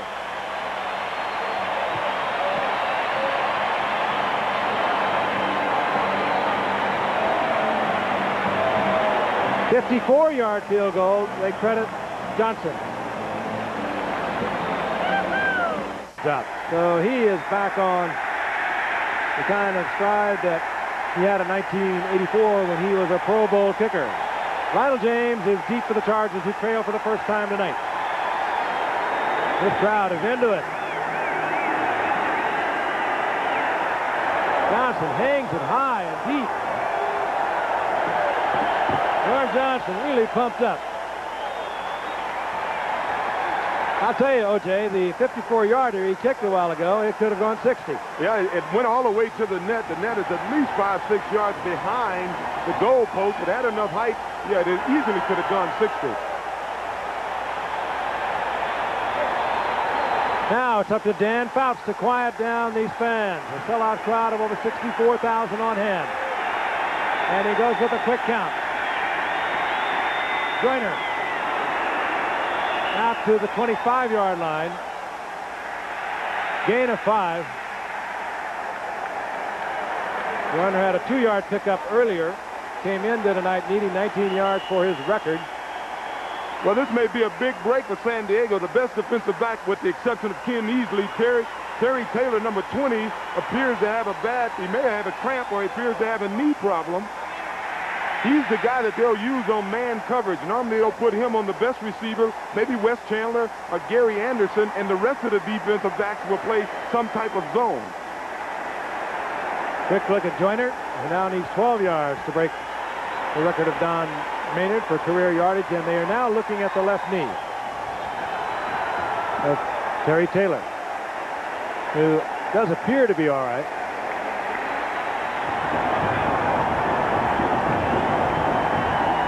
The way to the Kingdome. Now, this noise presents a major problem for the Chargers. We mentioned earlier the Chargers cannot call an audible, but in the Chargers passing game, all of their receivers have options anyway, so it really shouldn't affect them that much if it's a passing play. Terry Justin in for Terry Taylor. Second down and 4. Dan Fouts back looking. Joyner wide open, and that should be the record. Joyner out at the 45-yard line, and Joyner has now passed Don Maynard's career mark. Maynard held that mark at 11,834 yards. Joyner in 18 years. And I think the most impressive statistic is that he has not missed a football game going all the way back to 1973. 3 receptions on the night now for Joyner. 27 yards. And again, Pete Elliott from the Hall of Fame in Canton, Ohio, on hand to congratulate Charlie Joyner. Good football fans here in Seattle on their feet applauding the efforts of Charlie Joyner. Well, that's what I was going to say. They may get noisy and make it tough on an offense, but they appreciate good football. That was just about as loud as Steve Largent's applause. And lost in the thunder of it all is the fact that Dan Fouts has now moved the Chargers up to the 45-yard line.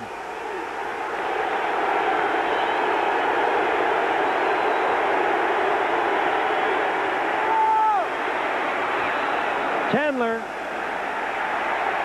the acrobat, no. He did not get both feet down inbounds. Let's look at it again. Well, like the controversial call in L.A. last week, he had plenty of room to get both feet down. I'm a little surprised that a receiver of Wes Chandler's abilities didn't get both feet in on that. Let's take a look at Joyner's record-breaking reception. Just the drive across the middle. Fouts looking at him all the way. And there it is as he surpasses the yardage record of Don Maynard. 2nd and 10. James, ball is loose, but had the whistle blown.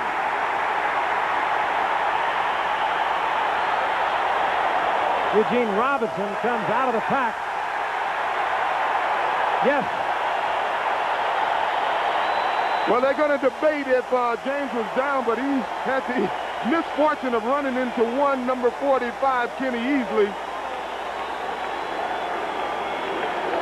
And I don't think there's a more physical defensive back in football than Kenny Easley. As you see, James would have gotten good yardage on this, but number 45, and when Easley hits you, he tries to hurt you. He may have been down, though, Frank.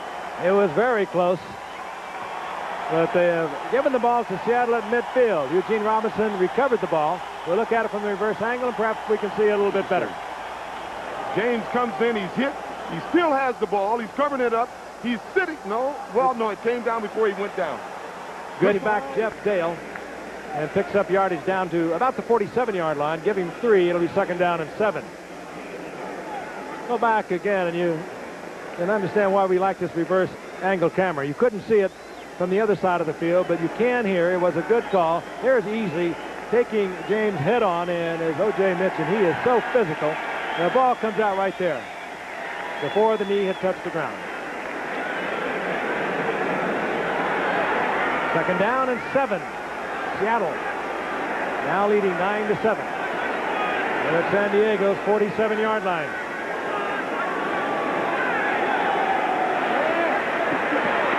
In and out of the hands of Darrell Turner. Argent working left, Turner right, and what a combination it is.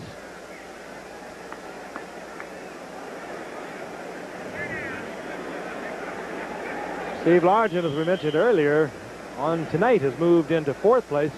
Charlie Joyner is up there on top of the heap in his 18th year, and Largent really is only about 1,600 yards back. He's 32 years old. Joyner will be 39 years old October the 14th. Largent tonight, 3 receptions, 63 yards. 3rd and 7. Going deep. Franklin with a great catch.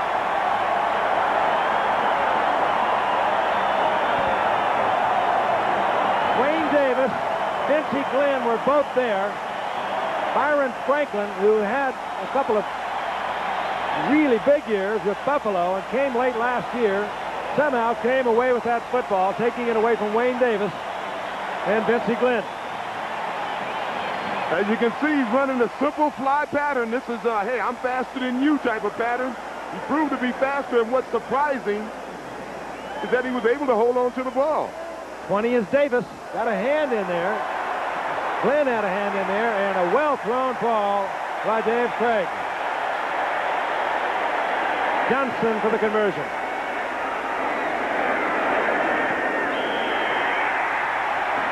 Seattle extending their lead. And a 46-yard touchdown pass, Craig to Byron Franklin. Here it is again, and just blazing speed, and Franklin does give that dimension to Seattle. Along with Darrell Turner, they can put some speed on the outside. A partisan crowd still applauding the efforts of Byron Franklin, who took a 46-yard touchdown pass a moment ago from Dave Craig to move the Seahawks into a 16-7 lead. Franklin, who a couple of years ago had 69 receptions with Buffalo, he came in a trade in midseason a year ago. Set to kick off, Norm Johnson for Seattle. Deep, Lionel James and Gary Anderson. Another booming, towering punt by Johnson. This time James will bring it up, but not far. The ball's loose.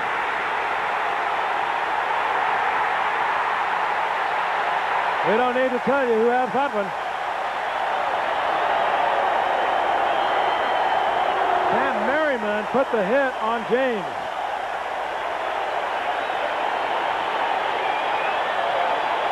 Watch again.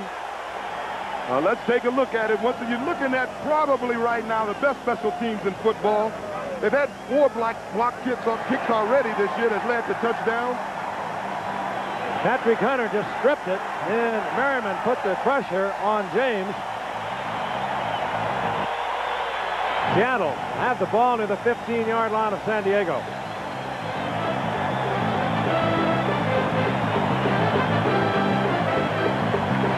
And the wheels come off. They come off quickly. One of the most intense individuals in this game you'll ever find, Don Coryell.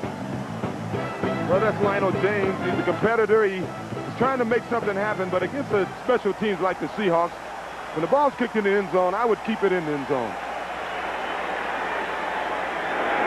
The ball near the 15-yard line, first down and 10. We're a couple of minutes from the midway point here in the third quarter. That's Largent. So quickly, and again, victimizes Wayne Davis. Turner beat Wayne Davis in a 49-35 victory a year ago for 3 touchdowns. A year ago, Darrell Turner worked on Wayne Davis. They found him once again. They found him on a 46-yarder with Byron Franklin. They have now beaten him with Largent. And that TD moves Largent into a tie for 6th place on the NFL career receiving touchdown list. He's doing it all tonight. I tell you, it's difficult to blame Wayne Davis on that. That was about as well a thrown ball as you can have. Dave Craig put it right on the numbers. Norm Johnson back out for the conversion.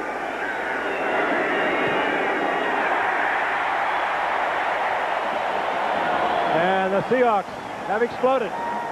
8:51 remaining in the third quarter. They lead the Chargers 23-7. We'll be right back. Turnovers can kill you. And San Diego has turned it over 3 times tonight. They got out of a field goal, but 2 James fumbles have resulted in 2 quick Seattle touchdowns. 23-7, the Seahawks lead now over the Chargers. Yeah, but the problem for the Chargers is still the offense. The offense aren't doing anything. I mean, they've only ran 32 plays in this game. If you look at the Seahawks, they've run 55 plays. That's almost enough for a whole game. So you can't blame the Chargers defense at this point. Well, they have been consistent, the San Diego offense. So, Jay, I mentioned earlier, they've not scored a touchdown in the second half of their last 3 games, and they've been shut out in 2 of those games, and it has to be a little depressing going back out there. You're down 23-7. I can remember when that wouldn't bother the Chargers. They're just getting started down by 23-7, but something is just out of sync. The gears are not meshing with this offensive unit. The personnel is there. It's the same as it's been over the past few years, but nothing is happening. I came into this game thinking that maybe Dan Fouts was beginning to show his age at 35, but in watching this game, I don't think it's his fault at all. He has time, so the line is doing the job. He's throwing the ball. The receivers are just not getting open, and you saw that lackadaisical catch that Wes Chandler made where one foot was in and another foot was out, and he had plenty of room to get both feet down. So something's wrong with their receivers. Lionel James got to be thinking to himself, squeeze the football, Lionel. Norm Johnson set to kick off. We're going to exhaust him tonight.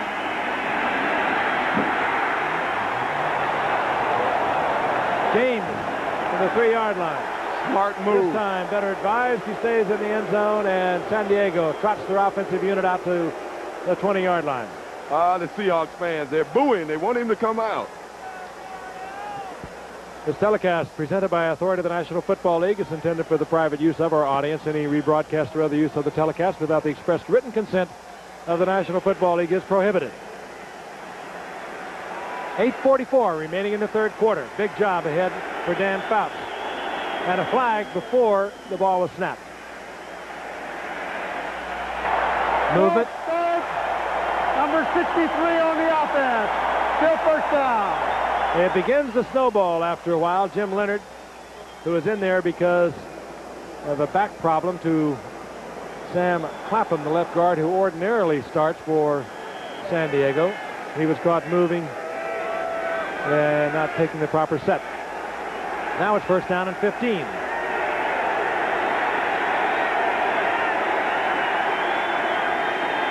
The option. Houston McGee to Gary Anderson, and Anderson out over the 25-yard line, getting 10 yards on the pickup. More and more teams using that play. Gene Stallings of the St. Louis Cardinals has put that play in. It's just kind of a version of the old option. Yeah, it's a pretty inventive play. Normally it hasn't been run in the NFL because coaches don't want to risk their quarterback, so San Diego has done a little variation off it. They hand it to the fullback, and he's the option man. Anderson got 11 for the second down and 4. Fouts. This time he finds Chandler, and Chandler up close to midfield. They'll mark it inside the 47. First down, San Diego. Yeah, something has to give. You have this much talent on a football team, and you're getting embarrassed. Something's got to give. You see Wes Chandler does a good job of turning Dave Brown around. He took the ball, gets upfield, and gets out of bounds. He took him right out of his sneaks. Good move by Chandler. Got some of the best moves of any receiver in the league. 9-year veteran, but still has the speed and the quickness. They do have talent. They just have not been in sync. On first down. Winslow loses the football. Covered downfield by Dave Brown. Now they're saying that Winslow never had it. I think juggling the ball all the way. He never did control the ball, ruled an incompletion. So the Chargers dodge another turnover. As you can see, they're going to check the replay on this. We'll look again. Kellen gets downfield, something he has not been doing too much this year. He never had it. He just about had control of it. Pretty difficult to tell on that. Look at it again, reverse angle. I don't think you'll see it any better. Maybe not as well. Looks like right at the end he might have got control of it, but again, you see it in slow motion, and it's really hard to determine. Again, our video replay official tonight, Norm Schachter, the umpire, Art Demas, is in communication with him, and that's what we're doing right now. But the fact of the matter is, Kellen was open, the ball was there, he should have caught the ball cleanly to begin with. This has been what has been happening to San Diego over the past 3 games. I mentioned they have not scored a touchdown in their second half of the last 3 games. They show you our best video replay. It's from the end zone. Winslow. Did he have possession right there? It's hard to say. Well, he certainly took his eye off the ball. You can see he was looking at Eugene Robinson as the ball hit his hand. We got a new thing in pro football. The crowd is chanting replay, replay, replay. Question isn't indisputable. That, of course, is always the buzzword when we get into video replays. And they're going to bring this one back. Based on review by the replay official, the play stands. Take it down. That was the video replay official, Norm Schachter, making that decision. It's 2nd down and 10. San Diego at their own 47-yard line. 7:47 remaining in the 3rd quarter. Seahawks leading the Chargers 23-7.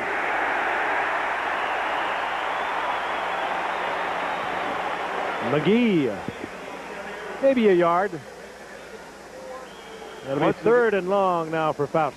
Once again, Frank, it's somewhat surprising that the Chargers, when they do run the ball, they try to run it up the middle, because the book on the Chargers, if you're going to put pressure on Fouts and you're going to play the pass, play him tight up the middle. Play him crowd that middle, so if you run anyway, you would think they'd run off tackle on outside.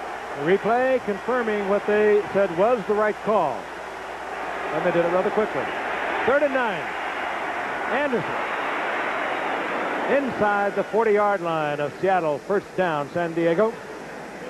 What a gifted athlete this is. Had 2,000-yard seasons at Tampa Bay in the USFL. 1985 season, he had 1,200 yards rushing, and he had 72 receptions.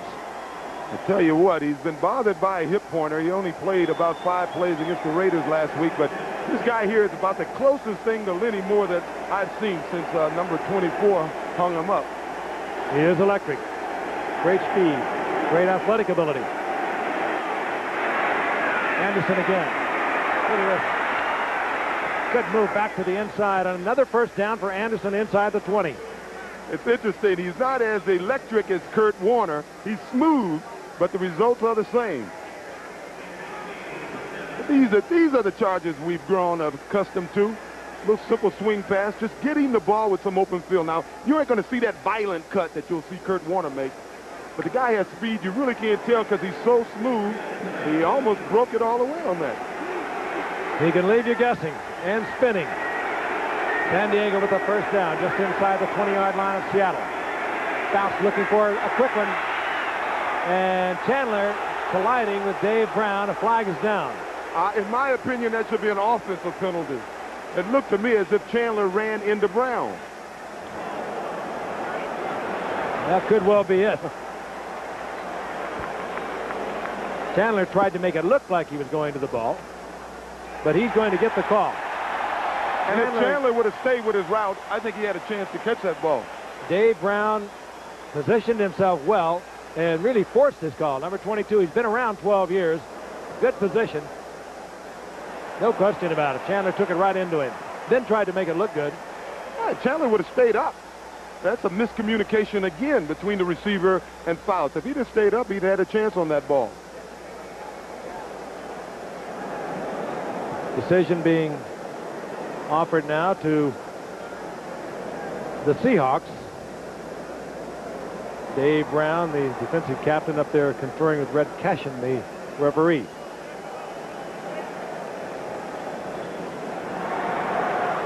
Here's Red. Interference. Number 89 of the offense. Still 1st down. And it'll be 1st down and 20, and they moved it back to the 30-yard line. I'm sorry, Frank, but actually this may work to the Chargers' favor. Now they're back to the 30-yard line, and it's really got more room to throw the football, more room to work in, and it's obvious at this point in the game they have to throw the football. Anderson is right. Gary Anderson. To the left is Wes Chandler. That's Kellen Winslow in motion. Fouts almost picked off, trying to squeeze it into Chandler, working against Dave Brown once again. They're working against the old gray-haired Dave Brown, former Pittsburgh Steeler, who came here in the expansion way back in 1976.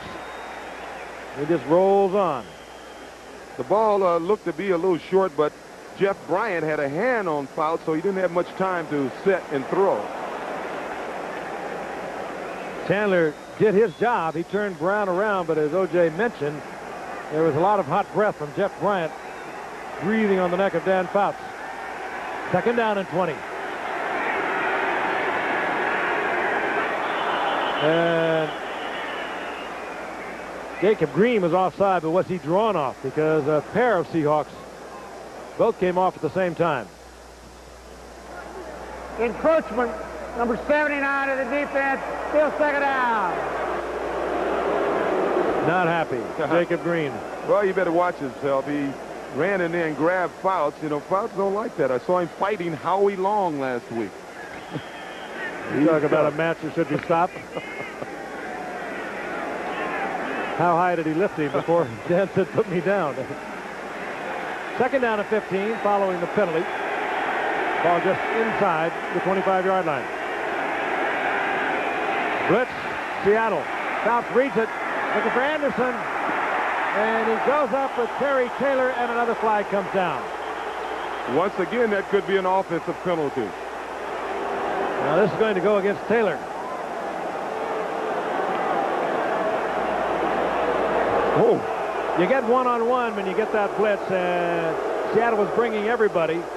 Taylor was trying to stay with Gary Anderson. Let's take a look at it again. We'll watch it from the end zone. Gary is running a straight-up fly pattern, and once again, it's you against me. Who's got the most speed? Taylor appeared to have good position on him. I don't see it. Now, the replay was shown in the end zone here in the Kingdom. The crowd didn't see it either. In any event, it's first down, goal to go. San Diego at the 4-yard line. Another look at it. They probably said that Taylor was leaning in to Gary Anderson.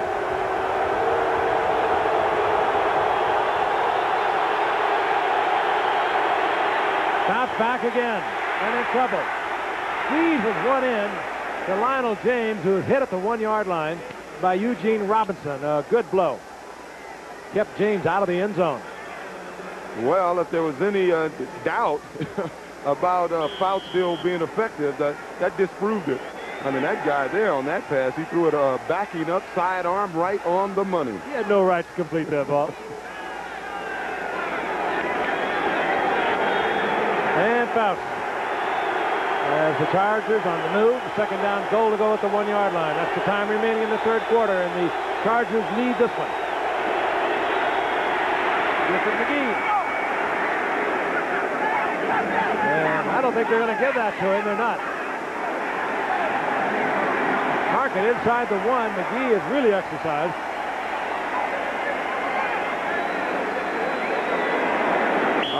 Very interesting call. It was a variation off that option play that they run. McGee decided to keep the ball. Maybe it was designed for him to keep the ball all the way. It appeared from here as if he got in, but let's see if his knee goes down.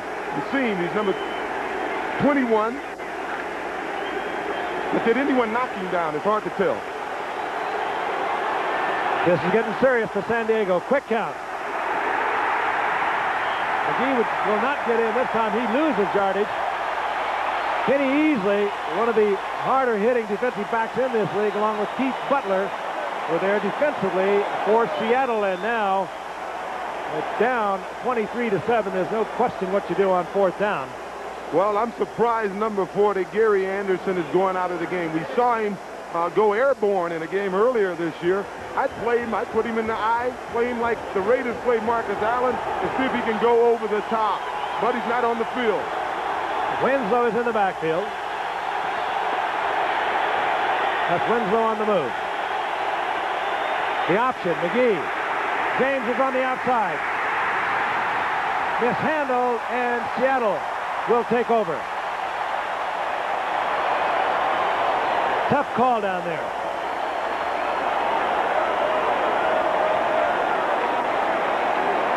Kenny Easley is down for Seattle, and they're looking at Kenny Easley. Here's the option. There's Easley, 45. He's really playing for the option. At the last minute, he decided to take the... But it does to be a rather serious injury to the left knee of Kenny Easley. Meanwhile, Seattle has taken over with 3:22 remaining in the third quarter. They'll have the football back near the 5-yard line.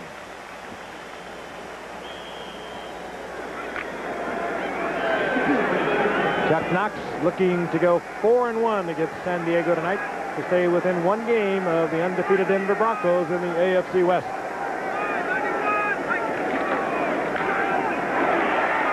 John Williams, the rookie from Florida, who has already shown us time and again tonight he is a superb blocker. He has also shown considerable skill at running the football, and he's not a bad receiver. A lot of talent in a #1 draft pick package. Baseball tomorrow. Al Michaels, Jim Palmer will be in Boston as the American League Championship Series gets underway.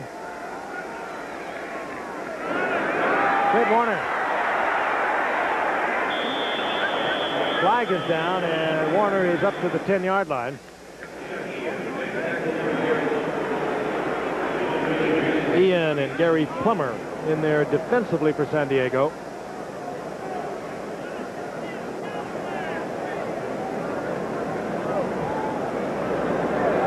San Diego was able to move the football, and they got it in close. They had a first down goal to go, but they just could not get it in. Well, they look like they finally got their offense on track. What's interesting, if you look at the score, they'll eventually need a field goal. Illegal use of the hands. Number 76 on the offense. Still second down. Of course, that's assuming that they stop the Seahawks from scoring again. Only time will tell. San Diego will take this penalty. They'll move it half the distance to the goal. And down will remain the same, so rather than having a 3rd down and 6, San Diego has elected to leave Seattle with the 2nd down and 11. Could have taken that either way.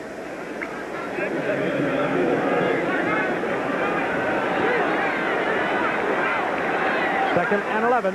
Dave Craig looking it over. 23-7. They should be fairly conservative down here. Throw something underneath, and that's what they do. And Williams turns a little one into a big one and gets the first down. He has given the Seattle offense quite a spark. 3rd all-time rusher at the University of Florida, and he was primarily considered a blocker down there. San Diego has not defeated Seattle since October 9th, 1983. I alluded to that at the top. They have lost the last 4 straight. They have only defeated Chuck Knox once since he arrived here in 1983.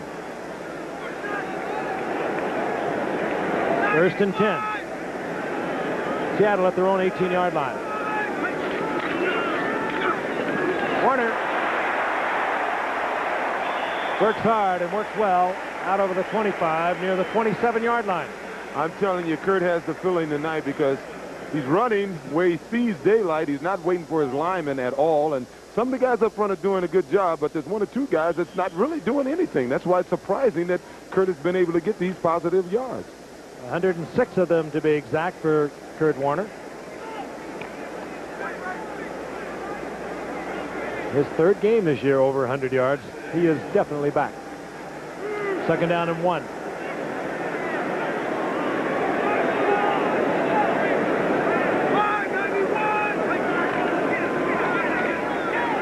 John Williams tried to go outside. Nothing happening. Donald Brown, the cornerback, the rookie from Maryland, up there defensively, along with Fred Robinson.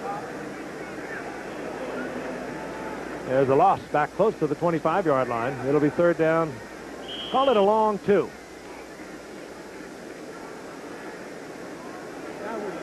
Head towards the final minute remaining here in the 3rd quarter. Seattle controlling the football. Moving from their own 7-yard line. Taking valuable time off the clock and away from San Diego.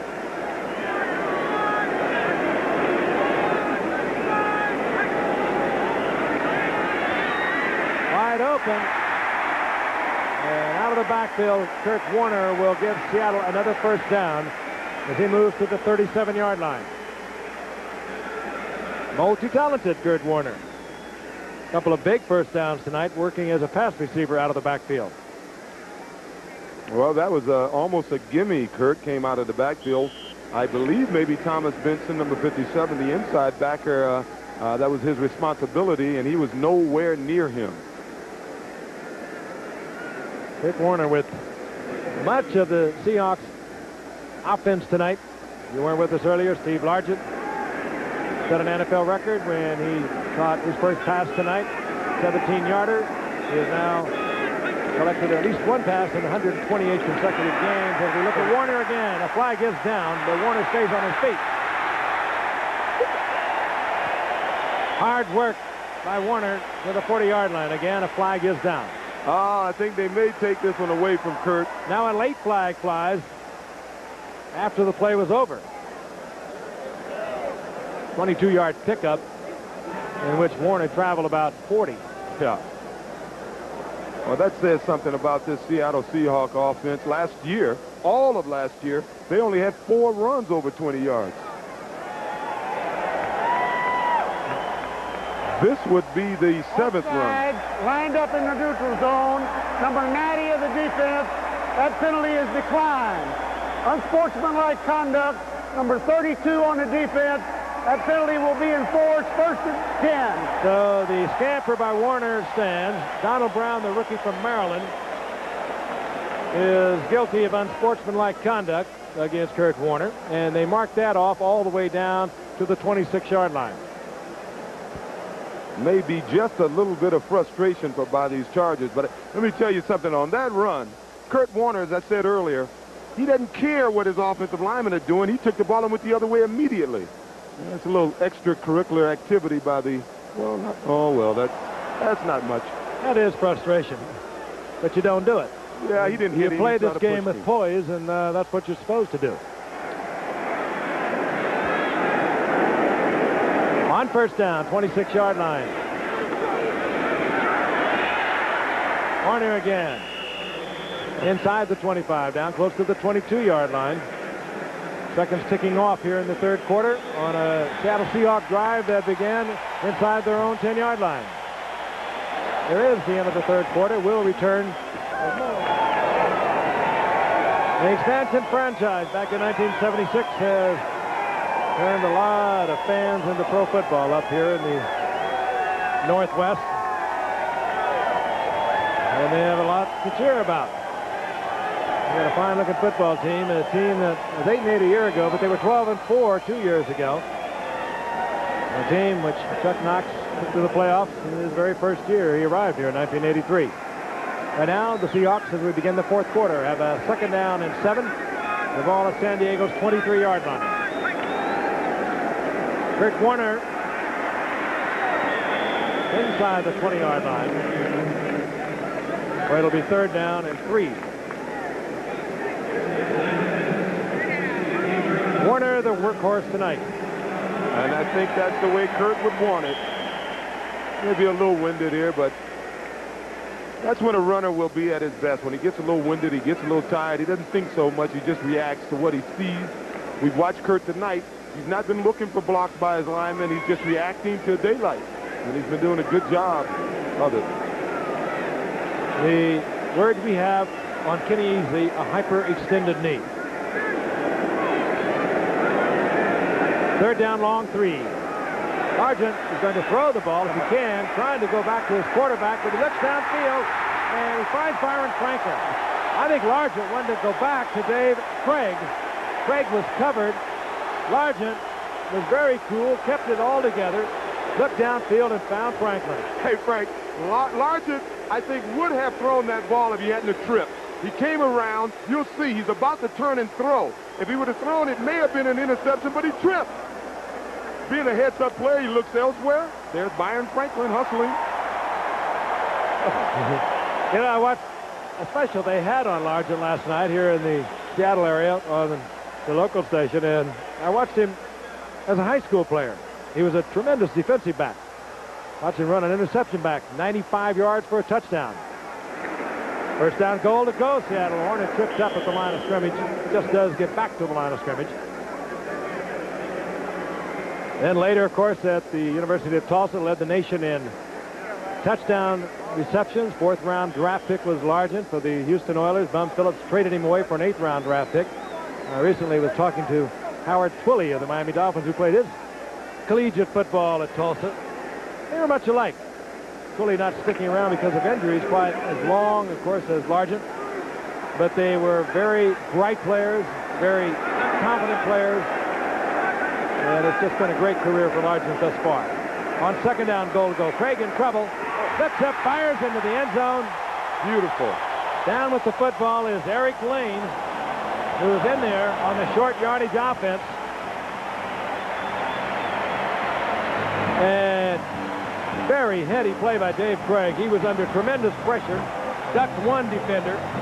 Popped up. Picked Eric Lane out of a lot of traffic in the end zone and fired it in there. As you can see, he wants to really hit Williams coming out of the backfield, number 32. He appeared to be covered right away, and he makes an adjustment. He may have learned that from Largent the play before.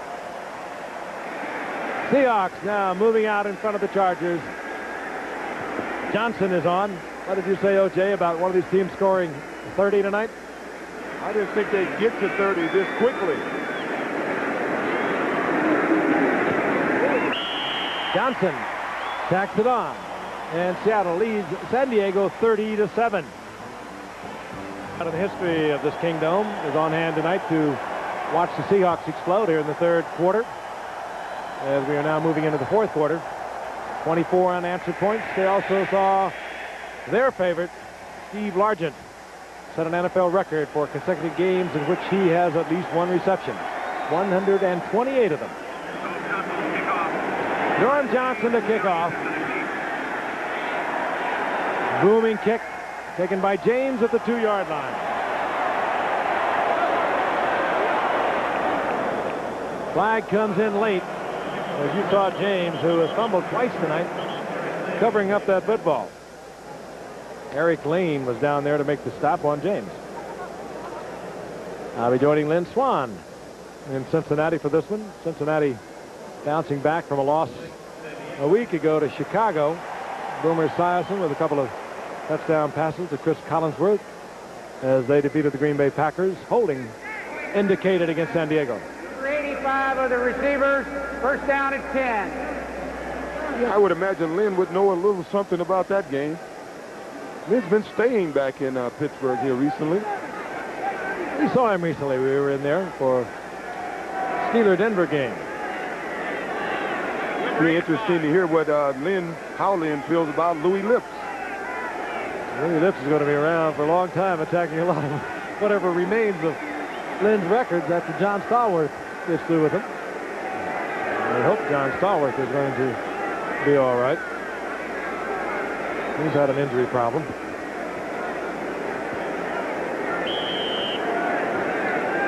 We'll mark it off against San Diego, and they'll begin at their own 8-yard line. A very intense Don Coryell looking on from the sidelines. His Fouts is back. And under pressure, gets the ball to Gary Anderson, and he's taken right there. Joe Nash, the nose tackle, sliding out from the center position to make the stop on Anderson. There will be a loss on that play. Do you think Chuck Knox and his defensive coach, Catlin, have any idea what the Chargers are doing? They have 7 defensive backs on the football field. Hurry up offense for the San Diego Chargers. They come back with the draw play. Lionel James upended. Good defensive play. Greg Johnson up there to make the stop. No huddle now for San Diego. Third down and 10. Fouts. That's Taylor. Yes, the interception. He did not drop it. Terry Taylor, and he is in pain. He could have fallen on the football as he dove for it. Fouts from the Chargers going with a hurry-up offense. Perhaps in an attempt to keep Seattle from changing their defensive personnel. Taylor, by the way, left the game earlier with what appeared to be a knee injury. Fouts trying to get it wide, trying to get it to Chandler. Taylor diving for it, fell on the football. We're not sure if that is what is causing his discomfort at the moment, but they are continuing to look at Terry Taylor. Well, they can't afford to lose easily, and Taylor. Taylor is their best cornerback. He's the guy that they'll place on the opponent's best wide receiver. He'll play them man for man when the other guys go zone. So you can't take your best cornerback and maybe the best free safety in football out of your defense and expect to go far. They're looking at that knee again. We mentioned earlier he'd gone out of the game in pain with what appeared to be a knee injury. That time he made a diving interception of an attempt by Fouts to get the ball to Wes Chandler. I don't think his knee could be that bad because just a moment ago he was holding it up by himself, but he seems to have some pain in it. Terry Taylor, #1 draft pick out of Southern Illinois 3 years ago. As O.J. mentioned, fine defensive cornerback.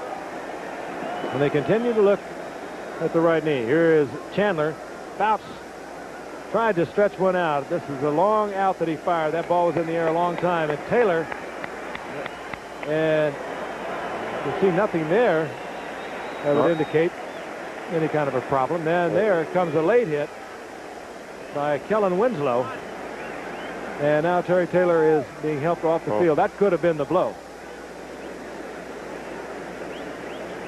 So it's been a long night for Terry Taylor. And again, we will...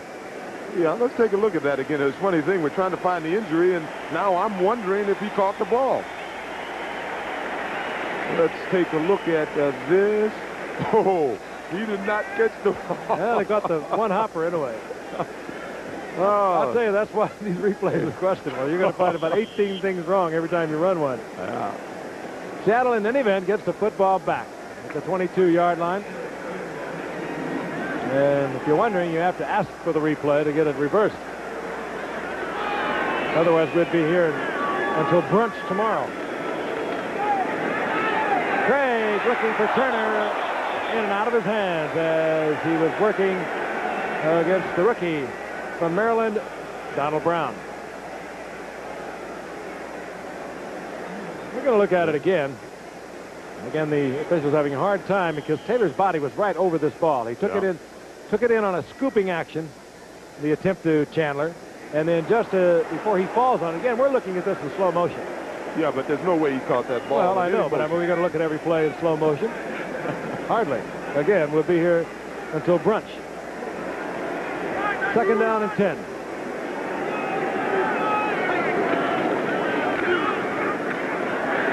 Warner again. Oh, he's running so well tonight. It's a pleasure to watch. Great career at Penn State under Joe Paterno. Came up the #1 draft pick. Rookie year. Incredible. 1,449 yards. They're going to bring that one back. Yeah, that was unfortunate because I think I was going to say that's unfortunate because I think the holding penalty occurred after Warner had run by the lineman. Then, of course, the very first play of his second year, Warner went out with a knee injury, total reconstruction. Struggled back last year, still a 1,000-yard season, but he was not the same Kurt Warner. But he is definitely back.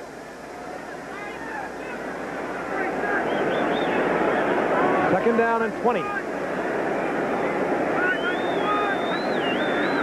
Blitz by San Diego. Craig has a red. This will be picked off. Gil Bird bringing it back for San Diego and all the way back out to the 22-yard line. Craig and his receiver totally out of sync on that. Craig read the blitz perfectly. Well, Largent was trying to get inside. I don't know if Largent was at fault, but there was a lot of contact going on with Largent and the guy covering him on that play. He was trying to go to Largent, and Largent was tied up about 15, 20 yards downfield. He's trying to throw to 80, and if you'll see, well, we couldn't see it. It came in the screen real late, but Largent was being tied up over there. There's Largent there missing the tackle. Well, Gil Bird was much more open. Yeah. 1st and 10, San Diego. Their own 22-yard line. They'll try and get some life back into their offense. Fouts, again, a lot of time, and again it's picked off. Curry Justin, this time, picks off Dan Fouts.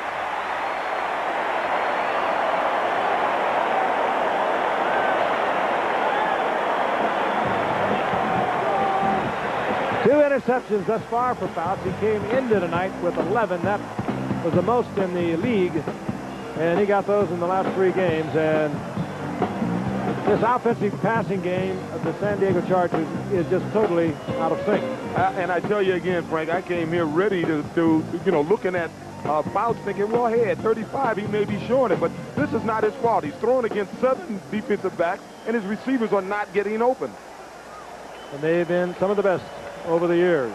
We're going to pause 5 seconds and allow our stations to identify themselves. Seattle leads 30-7, 10:57 remaining in the game, and they have a 1st and 10 at the 43-yard line of San Diego. Williams works the left side of the 41-yard line, a gain of a couple. It'll be 2nd down and 8.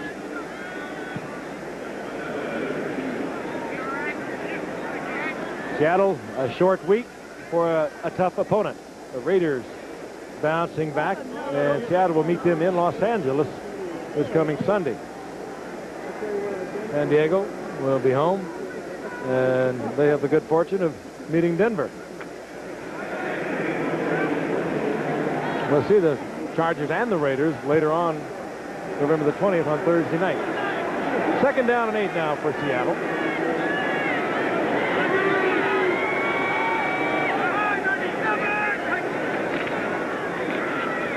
Warner again. And hit and bounces back as Jeff Dale came up to make the stop.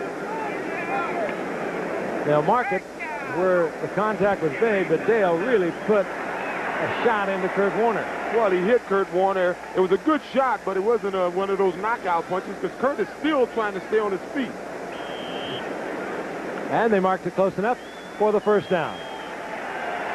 And Warner will get an ovation as he leaves the game. And I'm sure we've seen enough of Warner tonight. Certainly San Diego has. He was the only offense Seattle exhibited in the 1st half, and he leaves with 143 yards.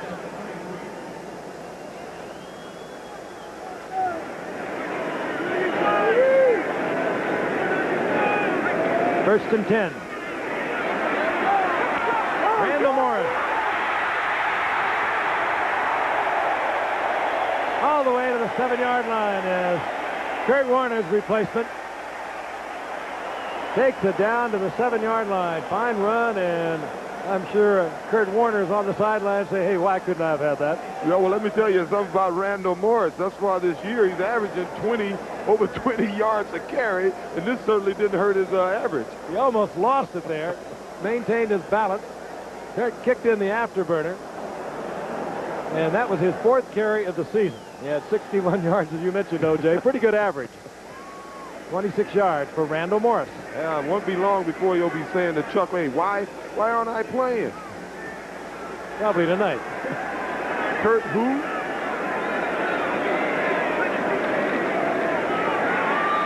Morris again. Lost the football. A scramble. Oh, cover the ball. That will be Seattle's ball. It had to be covered. Donald Brown was trying to pick it up and run it. All he had to do was cover it, and San Diego would have got the football. With the score 30-7, I wouldn't criticize him too much. No, you got to get all you can get. Not a bad practice, though, to do it at all times. Yeah. Morris again, right side. Gets into the traffic. The ball is pounded out. It was Lee Williams who knocked the ball loose, and here comes Donald Brown. That funny little thing can sure take a lot of funny maneuvers. It bounces all over the place, particularly on the artificial surface. 2nd down, goal to go. The ball at the 17-yard line now, San Diego. Craig under pressure, fires, and Williams is there. Back to the 11-yard line. It'll be 3rd down, goal to go.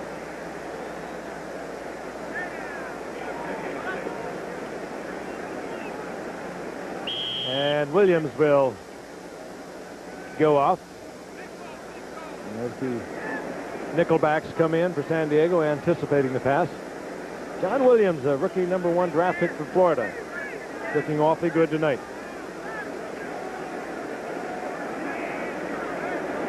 And now he'll come back in.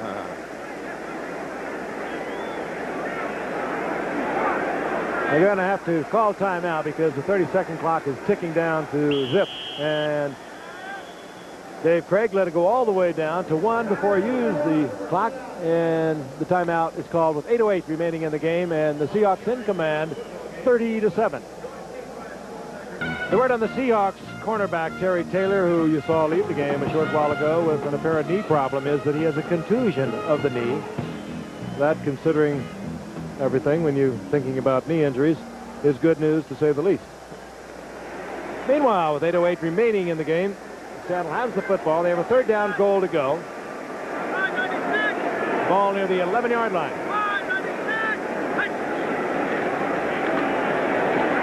Craig. Franklin to the 1-yard line. Good night for Byron Franklin. Ken Taylor made the stop.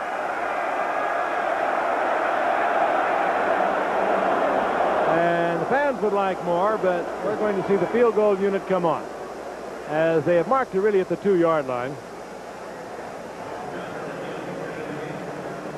That will mean, of course, Norm Johnson,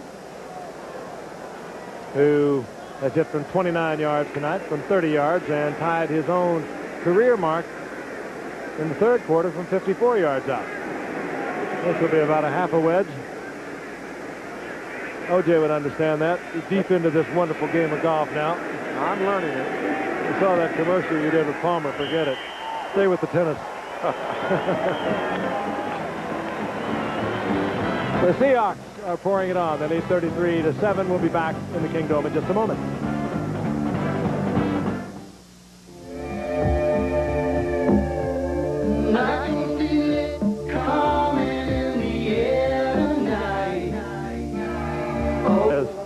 Tied the Seahawks record for most field goals in a game at 4. And we're about ready to get underway. 7:12 remaining in the game.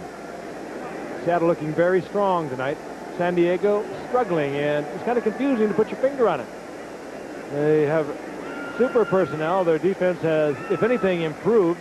That has been the problem over the years. Never the offense until this year.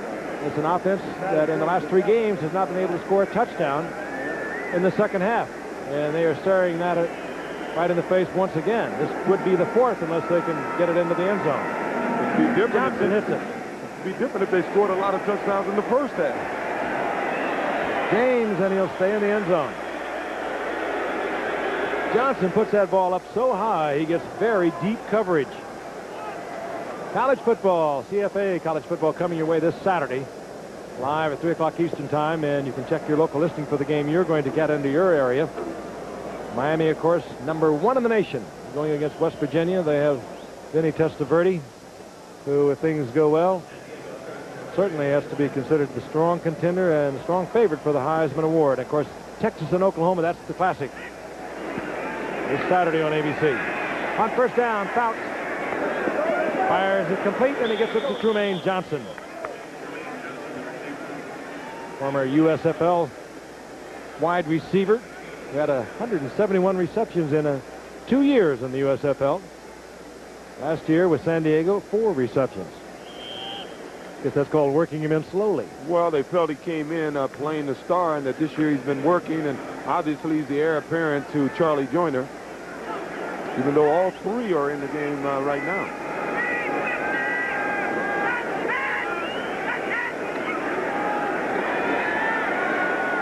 James, with the Seattle defense laying way back. James is able to exploit that defense down to the 48-yard line for a San Diego first down.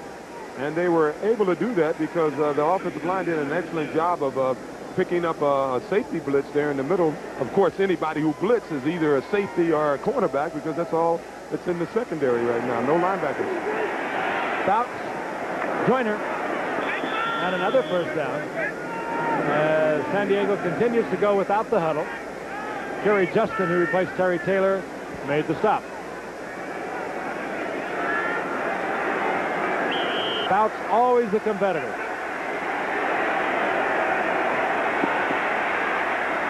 Tried to get it to Joyner, and is picked off.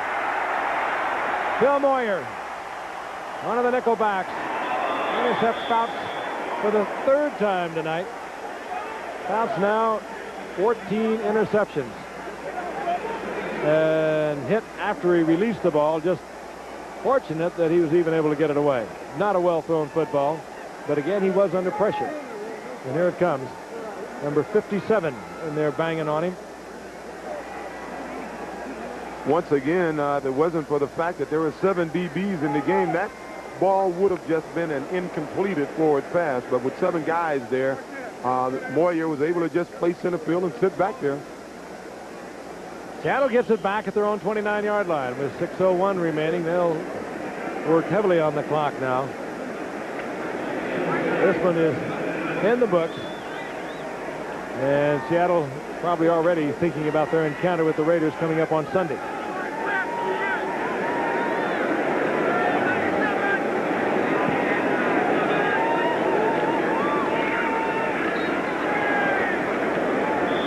Craig handing off to Randall Morris, who this time squeezes the football. Doesn't want to cough it up again. Out over the 30-yard line goes Morris. Well, so much for that 20 yards per carry average.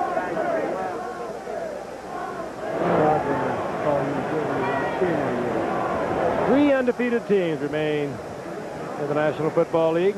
Washington Redskins, the Denver Broncos, and the Chicago Bears. We'll be watching the Denver Broncos 2 weeks from tonight as they go against the Jets in New York. Denver is quite impressive. I love to see them play the Bears now. The Bears are beating people, and they're not playing their best football. I think the Bears right now is still the best team in football. Eric Lane turns a little screen into about a 3-yard pickup up to the 34-yard line. It'll be 3rd down and 5. Dan Fouts, been around a long time, seen a lot of things, 14-year veteran, has produced some of the most exciting football ever seen in the National Football League. 47 300-yard games, including 6 400-yard games. Both those, by the way, are NFL records. Pro Bowl, 6 of the last 7 years. Just kind of hard to put your finger on what it is. I mean, we've mentioned several times tonight the personnel is the same. Everything just kind of out of sync. One kind of wonders if maybe that 2-head coach situation that they are currently using with Al Saunders and Don Coryell might be affecting this ball club all throughout the offense and some of the defense. And Byron Franklin is having a career game here today. If the Seahawks are thinking about making a trade now that they might not have Kenny Easley and Terry Taylor, they certainly have one of their receivers to shop around. As you were not with us earlier, I mentioned earlier that Al Saunders is the assistant head coach. That's how they list him, in charge of also receivers. And he is the man who communicates with Alex Spanos, the owner, and does the administrative work with Don Coryell. Ostensibly is just dealing with the football end of it. I know that's what he loves, but I wonder if it's working. 3:34, the clock is moving, remaining in Seattle on the move once again. Eric Lane working over on the left side, inside the 35, down to the 33-yard line. Speaking of assistant coaches, talking with Chuck Knox today, their strength and conditioning coach, Joe Vitt, is, according to Coach Knox, doing well after some serious cancer surgery, still hospitalized, but he is on the mend. We wish him well, as do many of his friends, many of them, of course, in Philadelphia and on the East Coast.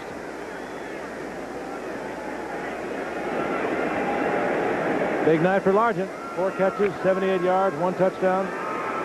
Caught at least 1 pass in his 128th game, new NFL record. Moved to 6th place in career touchdowns with 81. Moved to 4th place in career receiving yards, well over 10,000 now. Morris struggling to stay in bounds and keep the clock moving as it ticks down to 2:30. Largent also had a pass completion tonight to set up another touchdown to Byron Franklin. And next week may be another little milestone for Steve Largent. He only needs 6 more receptions to pass Charlie Taylor and become number 2 behind Charlie Joyner on the all-time reception list. More than that, a fine young man. Works hard. Probably the hardest working Seahawk they have on offense. Strong family man, deeply religious. No credit to this game. And he is rewriting certainly the Seattle record book, and he is having an impact on the NFL record book. By the way, No, you I'm are enjoying working, it. aren't you? Yeah, I didn't realize I missed it. Yeah, I'm having a good time. Hey, cards and letters to Mr. Swanson, ABC Sports, if you want me. No, just teasing, just teasing. Oh, No, I'm you enjoying really? it. It's fun. I Great forgot how to have much you I back. missed it. I wish San Diego would have given us a little better football game here, but it's been fun. So does Don Coryell. And a lot of people in San Diego who had high hopes. It's going to be a long year, as they're going to go to 1-4 when one of your rivals is 5-0, and the Seahawks are going to be 4-1. Seattle with the football. 3rd down and 3. Huge gaping hole, and Randall Morris burst to it to the 20-yard line. Clock continues to move, and Morris gets another Seattle first down. Boy, he's quick, isn't he? He is quick. Third-year man out of Tennessee. It's interesting. Normally around the league, you have a good back, a guy like a Kurt Warner. You look at the guys who are playing behind him, they come in the game and they can look equally as good, mainly because they've been watching him in practice, you know, and in the game. And also, it's like a fighter coming in the 9th round after somebody has punched him out for about 8 rounds. A little different attitude down there.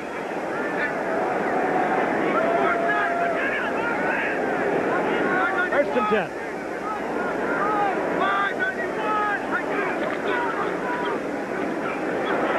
Morris again. Ramble for the football. They won't let you play very much if you do this very often. That's twice now Morris has given it up. One thing Chuck Knox does not like, well, does any coach like it? But he feels very strongly about it. You don't turn it over. Well, his philosophy is ball control. Keeping the ball, keeping it on the ground. Don't make any mistakes and take advantage of their mistakes when they make them. So that philosophy doesn't work when you're fumbling. Morris again. Saw a little something to the outside. Tried to work it. Ball carried very loosely in his hand. Of course, you're sweaty at this point of the game. You're carrying it up on the wrist, and it came loose. San Diego gets it back with 1:03 remaining in the game. And we have Tom Flick, third-year quarterback from the University of Washington. Was good in preseason. Been around a little bit. He tried out with Washington, Cleveland, and New England. 6'3", 190-pounder, as Dan Fouts gets a little bit of a breather. False start. Number 61 of the offense. Still first down. That's sort of nice of Coach Coryell that Flick comes into the game instead of Mark Herman. Mark Herman, of course, played the game up here a year ago that they lost 26-21, or rather down in San Diego, and Herman had a big day, but not big enough, as Seattle won both of them a year ago. Flick played his college ball here in Seattle.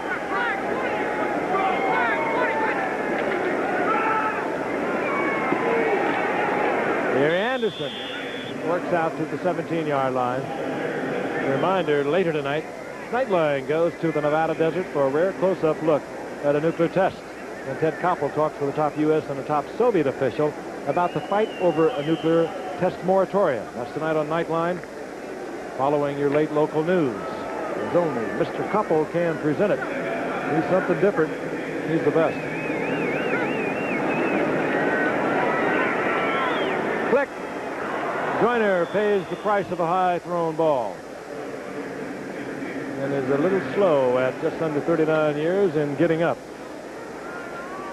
Truly That is remarkable. amazing.